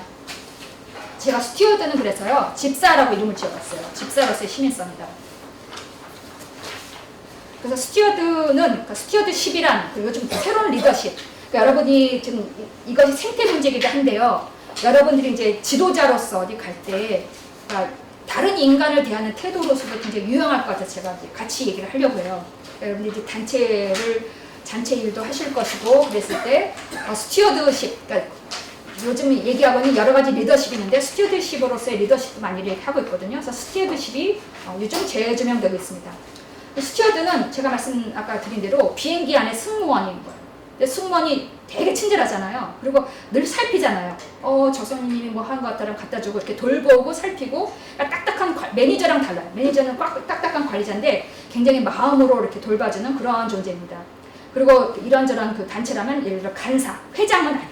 회장은 딱 대표하고 좀 권위 있는 분인데 간사, 총무 이런 분들 계속 회원들과 유대를 갖고 같이 만나고 이런 분들, 그러니까 스킨십을 가진 그런 분들 얘기합니다. 그리고 성경에서는 예를 들어 청지기 같은 존재. 청지기가 청지기는 성경에서는 노예들한테 먹을 걸 나눠주는 그런 거로 묘사가 되는데 어떤 그런 존재. 전 집사란 말이 딱 맞아요. 집사라는 표현. 이런 표현이 딱 좋은 것 같아요. 그래서 이런 것들이 있는데, 그러니까 제가 앞서 여러 얘기를 했는데 스튜어드라고 하는 거를 독재자랑 그다음에 자연과 완전히 합치된 것, 중간적인 입장으로 많이 이야기되는 것들이 많이 있습니다.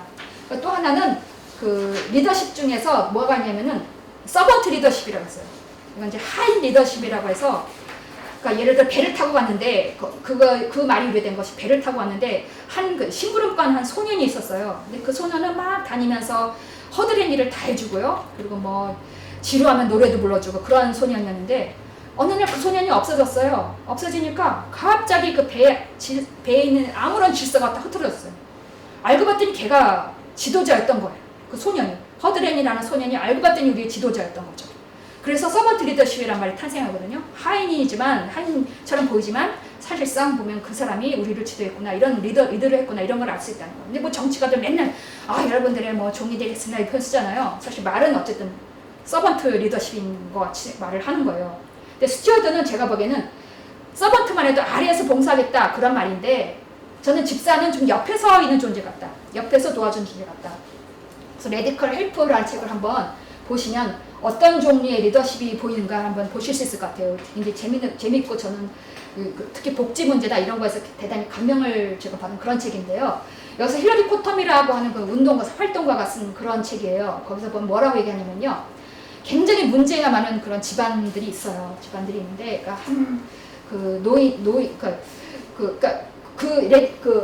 힐러리 코텀의 얘기는 뭐냐면, 문제 해결하는데 오히려 큰 돈이 안 들어간다는 거예요. 큰 돈도 안 들어가고 거대한 조직도 필요 없다라고요.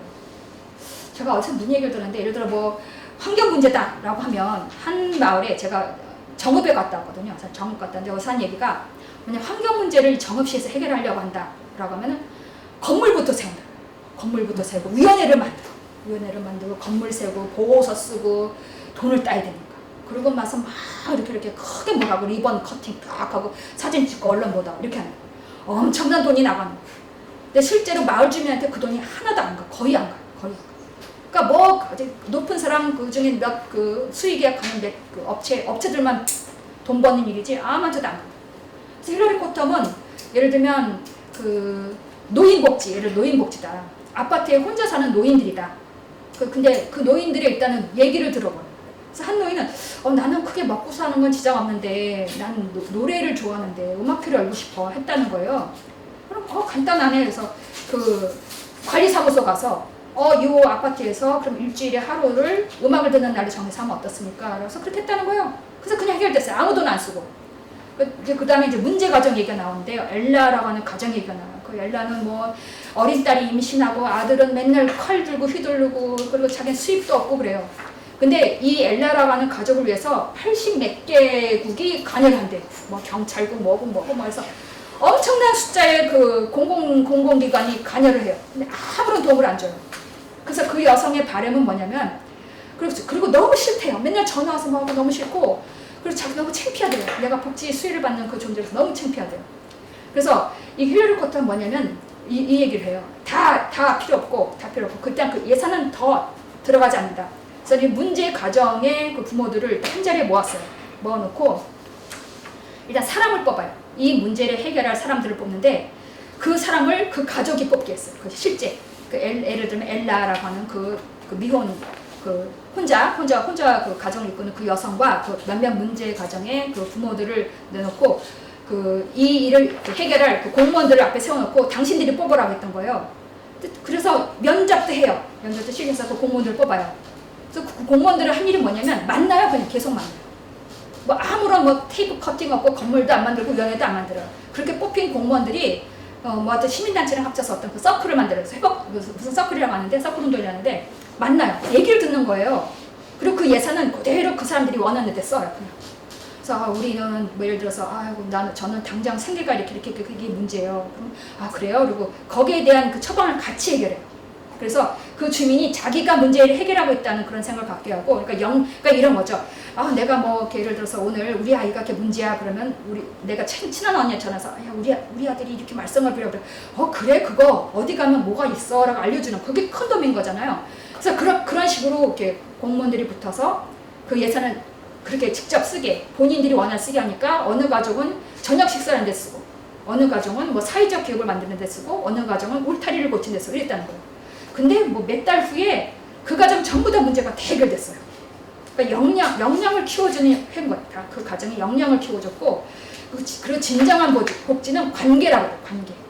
그러니까 이웃이 그 공무원이 공무원으로 다가가는 게 아니라 이웃으로 간 거고 문제를 같이 머리를 맞대고 해결하는 사람을 갖다라는 거예요. 그러니까 예를 들어 이거예요. 내가 계속해서 어떤 그 연금을 받아요. 그 연금이 딱 끊기는 순간에 갑자기 어느 날 거지가 되잖아요.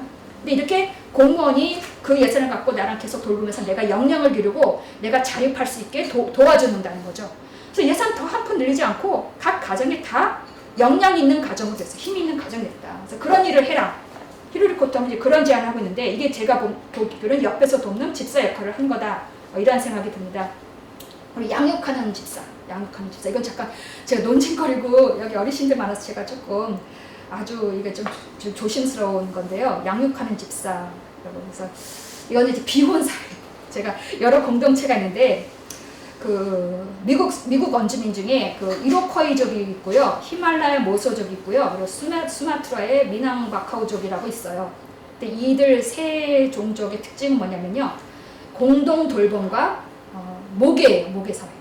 근데 저는요, 그 다른 데서도 늘 얘기하지만 모계 사회란 말이 틀렸다라고 생각해요. 모계 사회란 말이 틀렸다. 그러니까 부계 사회는 아버지가 대장인 게 맞아요. 그래서 아버지로부터 쭉 내려오고 할아버지부터 내려오고 아버지가 권위를 갖는 집안이 맞는데, 우리가 말하는 모계 사회라고 하는 거에 실상은 가서 보면요, 엄마가 힘이 있지 않아요. 엄마가 힘이 있고 대장질하는 그런 사회가 아니에요. 보면 대장이 없어요. 모계 사회라고 하는 걸 가보면 대장이 없고요. 그래서 모계 사회의 본질은 뭐냐면요, 일부 일처제가 아닌 거예요. 일부 일처제가 아니고, 그래서 비혼 사회라고 제가 했어요. 비혼 사회. 그러니까 예를 들어 모소적 같은 경우 어떤 거냐면 남자친구는 있어요. 그러니까 어느 날 딸이 성년이 돼요. 성년이 되면은 방 하나를 주거나 아니면 독채로 집을 줘요. 그 집에서 주면은 그 딸은 이제 남자친구를 이제 초대를 해서 같이 동침도 하고 그래요. 그러니까 물론 자유연애긴 해요. 자유연애인데 근데 평생 한 남자친구랑 계속 가기도 한대요. 물론 애인이 바뀌는 경우도 있지만. 근데 지금 우리가 일부 일처 사이도 살지만 우리도 이혼도 하고 그러잖아요. 크게 안 달라요. 그러니까 그 애인이랑 계속 가기도 하고 애인이 바뀌기도 해요. 근데 어쨌든 그 남자는 그 아이에 대해서 아무런 책임이 없어요. 그 아이는 오로지 그 여성의 책임인 거예요. 그 여성이 혼자 책임이 아니에요. 그 전체 가정의 책임, 그 가정이 다. 그러니까 사실 저도 옛날에 생각해보면은 그 요즘 왜 아동 학살, 아동 죽이고 막 같이 죽고 막 난리가 나잖아요. 오롯이 아이를 여성 혼자 핵가족화돼갖고 여성 혼자 특히 예를 남편이 뭐 나가고 이런 상황에서 그런 거.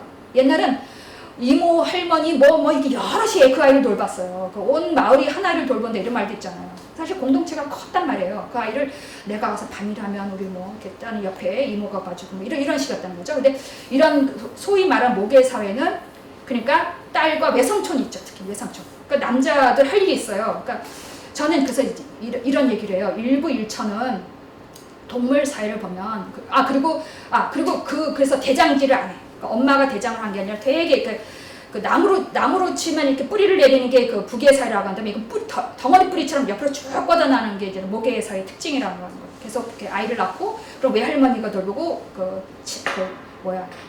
내 어머니 친정 엄마가 돌봐주고 아니면 내 여동생 남동생 내 남동생이 돌볼 수도 있고 다 그렇게 결혼만 안 하는 거예요. 근데 인류 사회랑 그 일부 일처제가 과연 맞는 가족 형태인가 저는 요즘 많이 회의가 들어요. 요즘 동거 많이 하잖아요. 결혼도 많이 안 하고. 그래서 일부 일처는 사실 동물 사회에서 보면은 주로 조류예요. 조류.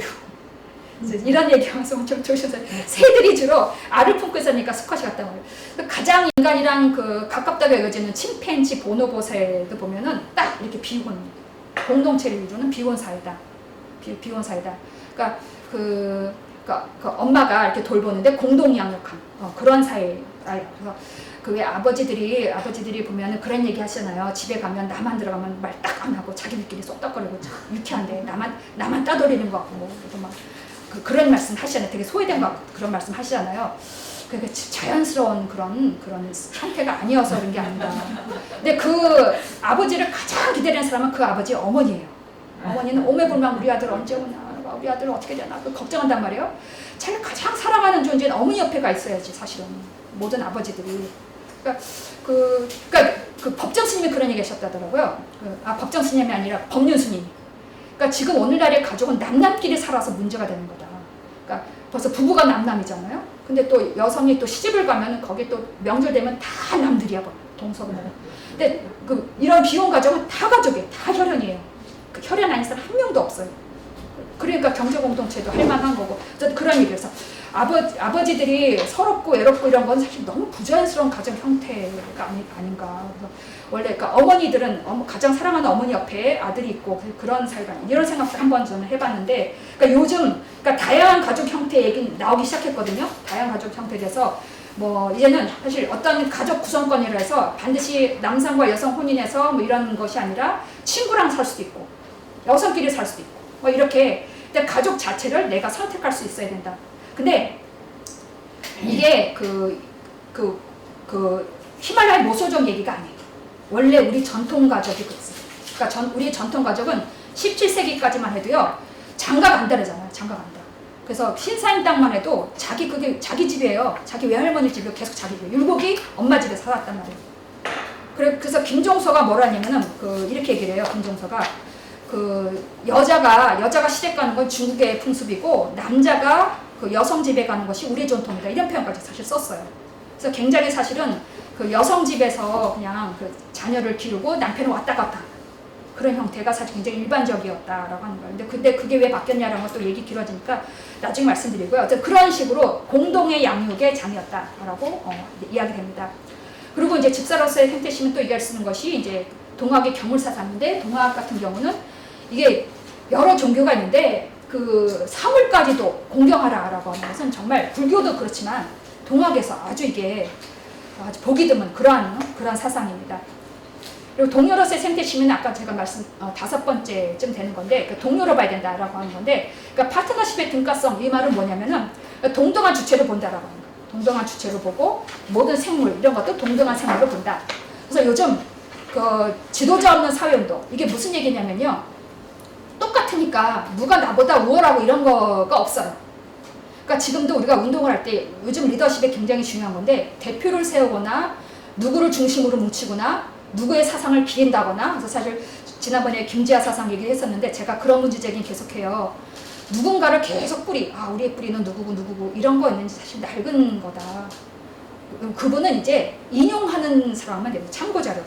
우리가 이러한 걸 해야 됩니다라고 하면서 이분도 이렇게 얘기했어요. 그 정도로 우리가 누구의 사상을 계승한다. 이런 얘기는 이제 우리는 고만할 때가 있다. 전 세계적으로 사회운동은 보면요. 지도자가 없어요. 지도자가 있을 만하면 끌어내서 비판하고 또 이런 식으로 지도자가 없는 그런 방식으로 지금 운동이 많이 진행되고 있다고 합니다. 그래서 절대 카리스마나 돋보이는 사람 절대로 안 만든다. 이것이 갖는 문제는 뭐냐면은 과거를 허구적으로 재고성한다. 우리가 누구를 기리는 순간이요. 그 사람에게 해가 되는 얘기는 잘 안 해요. 그러니까 만약 우리가 예를 들어서 위대한, 생태에서도 위대한 분이 많이 있어요. 예를 들어 뭐 어느 지도자가 있다 그러면 그분을 만약 세우기 시작하면 다른 사람은 또 다 가려져요. 특히 우리가 여성 지도자 얘기를 많이 하거든요. 제가 뭐 예를 들어 장일순, 뭐 김종철, 뭐 김지아 이런 얘기를 하면은 젊은 여성들이 그냥 얘기해요. 여성들도 많았을 텐데 왜 그런 사람 하나도 얘기 안 하냐. 그러니까 누군가를 이렇게 딱 지도를 세면은 그 옆에 귀한 많은 사람들이 다 죽이는 그런 결과이다. 그래서 그런 게 일단 과거를 허구적으로 재구성하게 됐다. 그리고 미담만 자꾸 발굴해. 그 사람이 이렇게 얘기했다. 그래서 그런 거가 문제인 거고요. 또 하나 이제 운동 자체가 왜곡된다. 자꾸 왜곡되고 이제 권위주의가 창출된다. 그리고 마치 꼭 이런 카리스마적 지도자가 있어야 될 것처럼 생각을 한다라고 하는 거예요. 그래서 실제로 이런 운동이 별로 효율적이지 않고 이게 우리나라 독립운동과 민주화운동, 지도자가 없는 운동, 우리나라 좀 특성이 좀 그래요. 쭉 보시면 특별히 위대한 지도자 없습니다. 일본의 인도의 간디, 뭐 중국의 모택동, 뭐 이런 식의 우리는 지도자가 별로 없어요. 좀 그런 특징이 좀 있었다라고 하는 겁니다. 그래서 심지어는 누가 지도자라고 대표로 대변을 할 때에도 그 전체 구성원들의 허락을 받아서만 대변하도록 하고 누가 대표자를 안 세우는 그런 운동들이 있고 심지어는 가면을 써요. 누가 주동자인지 모르겠어요. 그래서 옛날에 이화여대 촛불 시위의 첫 출발이 되었던 이화여대생 시위 때 다 마스크 쓰고 나오는데 마스크 벗고 선글라스 빼고 해라 그런 비난들이 좀 있었거든요. 물론 이화여대생들이 걱정한 거는 얼굴 품평을 한다잖아. 쟤는 얼굴이 어떻고 특히 또 이대생 많이 몸매가 어떻고 그래서 딱 신상털이에 갖고 이렇게 그게 두려워서 가린 것도 있는데 너무 신기하게 이게 세계적 추세였어요. 얼굴 가리는 게. 그러니까 내가 추상가 아니다. 이거 우리 집단의 운동이지 내가 도드라져서 내가 위대해서 내가 뭐 이런 게 아니라고 하는 거예요. 그래서 대표 없는 운동 그런 것들이 요즘 있다. 그럼 누가 있냐? 요즘 퍼실리테이터라고 들어보셨죠? 촉진자만 있어요. 촉진자만. 리더도 없고 이런 나서는 사람도 없고 촉진자만 있다. 이 사람들은 뭘 하냐? 그러면 아까 말한 그런 집사나 파트너 같은 사람이에요. 연결하는 작업. 연결하고 나의 익명성을 유지하면서 네트워크 연결하고 조율하고 뭐 이런 식으로 한다. 그래서 한나 아렌트 같은 유명한 정치학자도 이렇게 얘기해요. 리더란 뭐냐 그러면 동료를 찾는 행위다. 동료를 찾아서 넓히고 협조를 구하고 같이 협업하는 그런 것들이 진정한 리더의 모습이다. 이런 얘기를 하고 있습니다. 그래서 사실 동물도 사실 연대를 해요. 연대를 하는 게 침팬지랑 보는 건가 그런 실험을 한번 한 적이 있는데 연대적 힘이 대단히 인위적이고 인간의 능력이 아니라 원숭이들한테 예를 들어서 누구는 오이를 주고 누구는 포도를 줬어요. 원숭이. 근데 사실은 오이를 받은 원숭이도 내가 먹고 살기 위해서 그걸 먹어야 되잖아요. 근데 그 원숭이가 화가 나니까 오이를 딱 던져버려요. 왜 난 포도가 더 맛있는 거라고 생각을 한 거야. 걔네들 사이에서. 나는 왜 오이 주냐? 얘 포도 안 주고 이랬단 말이에요. 그건 이제 정의로운 행동이죠. 정의. 왜 차별하느냐? 난 아무런 그거 없이 정의로운 행동을 한 거예요. 근데 더 놀라운 게 있어요. 포도 받은 원숭이도 포도를 던져요. 그러면서 딱 가리켜요. 쟤도 포도 줘라 이거. 연대적 행위를 하는 거예요. 이런 놀라운 게 있습니다. 왜 인간이 못해요? 원숭이도 하는데? 그런 자연에서도 사실 그런 행위를 볼 수 있어요. 근데 이게 좀 어쨌든 좀 인간에게 가깝다. 근데 이런 원숭이나 이런 존재를 우리가 실험하고 죽이고 이러면 안 되지 않습니까? 그래서 어쨌든 생태시민성에 있어 이런 존재까지도 더 넓혀야 된다. 지금 이런 얘기를 하고 있는 거고요. 그 다음에 이제 마지막으로 똑같은 다른 태도로 이제 차별자의 생태시민을 얘기를 하려고 합니다. 그러니까 동료는 등가성이 중시해요. 동등한 그런 게 중요한데 차별자의 생태시민은요. 차이를 강조해요. 차이. 그러니까 각 존재의 고유성과 차이를 얘기를 해요. 사실 인간이 침팬지랑 다르잖아요. 그러니까 동료로서의 제가 생태시민 얘기할 때는 침팬지도 인간이랑 똑같다 이런 걸 강조하는 거고 이건 강조점이 다를 뿐이에요. 서로 충돌하진 않아요. 근데 인간이 사실 다른 건 맞잖아요. 그걸 부정하는 게 아니라 대신 우월하다라고만 말하지 않는 거예요. 인간은 인간의 독특한 어떤 자각 능력, 이해 능력, 뭐 언어 능력 이런 것이 있다는 건 인정하는 거예요. 대신 다른 영역 떨어지죠. 냄새도 못 맡고 뭐 빨리 달리지도 못하고 이런 거죠. 그러니까 차별을 하지 않지만 차이를 두는 거예요.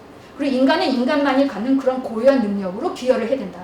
그러니까 우리가 원숭이처럼 살자는 게 아니란 거예요. 인간이 가진 여러 가지 능력을 발휘해서 인간으로서. 그래서 그 연극에 비유하더라고요. 연극에는 여러 종류의 그 배우들이 있잖아요. 각각의 그 역할을 하는 거다. 근데 그 중에 하나도 불필요한 것이 없다. 다 필요해요. 다 소중해요. 그런 식으로 해서 참여자로서 얘기를 합니다. 그래서 인간으로서의 특이성. 근데 종차별주의, 종평등주의 둘 다도 사실은 인간이 기여를 해야 돼요. 종차별주의 입장에서는 지금 칸트가 얘기를 하는데 인간이 만약 그 차별을 해. 인간이 더 위대하다. 그 인간이 위대하니까 우리 위대한 입장에서 돌봐야 된다라고 하는 것이고 종평등주의는 당연히 평등하니까 된다는 그런 건데 어쨌든 두 가지 다 저는 인간이 자연에 대한 책임을 얘기할 수밖에 없다라고 생각을 합니다. 뭐 다중은 한데 이제 뭐 네그리 이런 사람이 좀 강조를 하고 있는데요. 그러니까 하나로 응집하더라도 하나로 수렴되지 않고 각각의 그 차이가 있다라고 하는 그러한 그 이야기를 하고 있는 겁니다. 그 들레즈 가따리의 이제 무리라고 하는 그런 개념은 뭐냐면요. 군중하고 무리를 나눠서 설명해요. 근데 군중은 뭐냐면은 쭉 가운데로 몰려드는 사람이래요. 뭐가 있으면 가운데로 쭉 몰려드는데요. 무리는 가장자리로 다 가요. 가장자리로 가고 군중은 하나가 되려고 해요. 그래서 뭐 포퓰리즘이다 뭐다 다 이런 데서 쓰는 거고 무리들은 각자에 흩어져서 딱 있으면서 이렇게 쫙 이렇게 지켜보는 그런 존재예요. 자기 개체성을 잃지 않아요. 저는 이걸 어디에 비유하냐면은 옛날에 학교에 있을 때 선생님이 앞에 있을 때 그 착한 모범생들은 다 가운데 오거든요. 선생님들은 사실 그런 친구들은 물론 되게 이쁘고 반갑고 그렇지만 무섭지는 않아요. 근데 저 가장자리에 앉아서 쫙 삐딱하게 쳐다보면 되게 신경 쓰인단 말이에요. 근데 이게 좋은 선생님이면은 물론 그런 태도는 바람직하지 않은데 뭐 예를 들어 일본의 순사 이런 선생이라고 생각해 보세요. 쫙 가운데 앉아서 삐딱하게 이렇게 보고 있으면은 굉장히 신경 써요. 그 친구들은 영향력 있는 친구 이 반에서 선생 다음으로.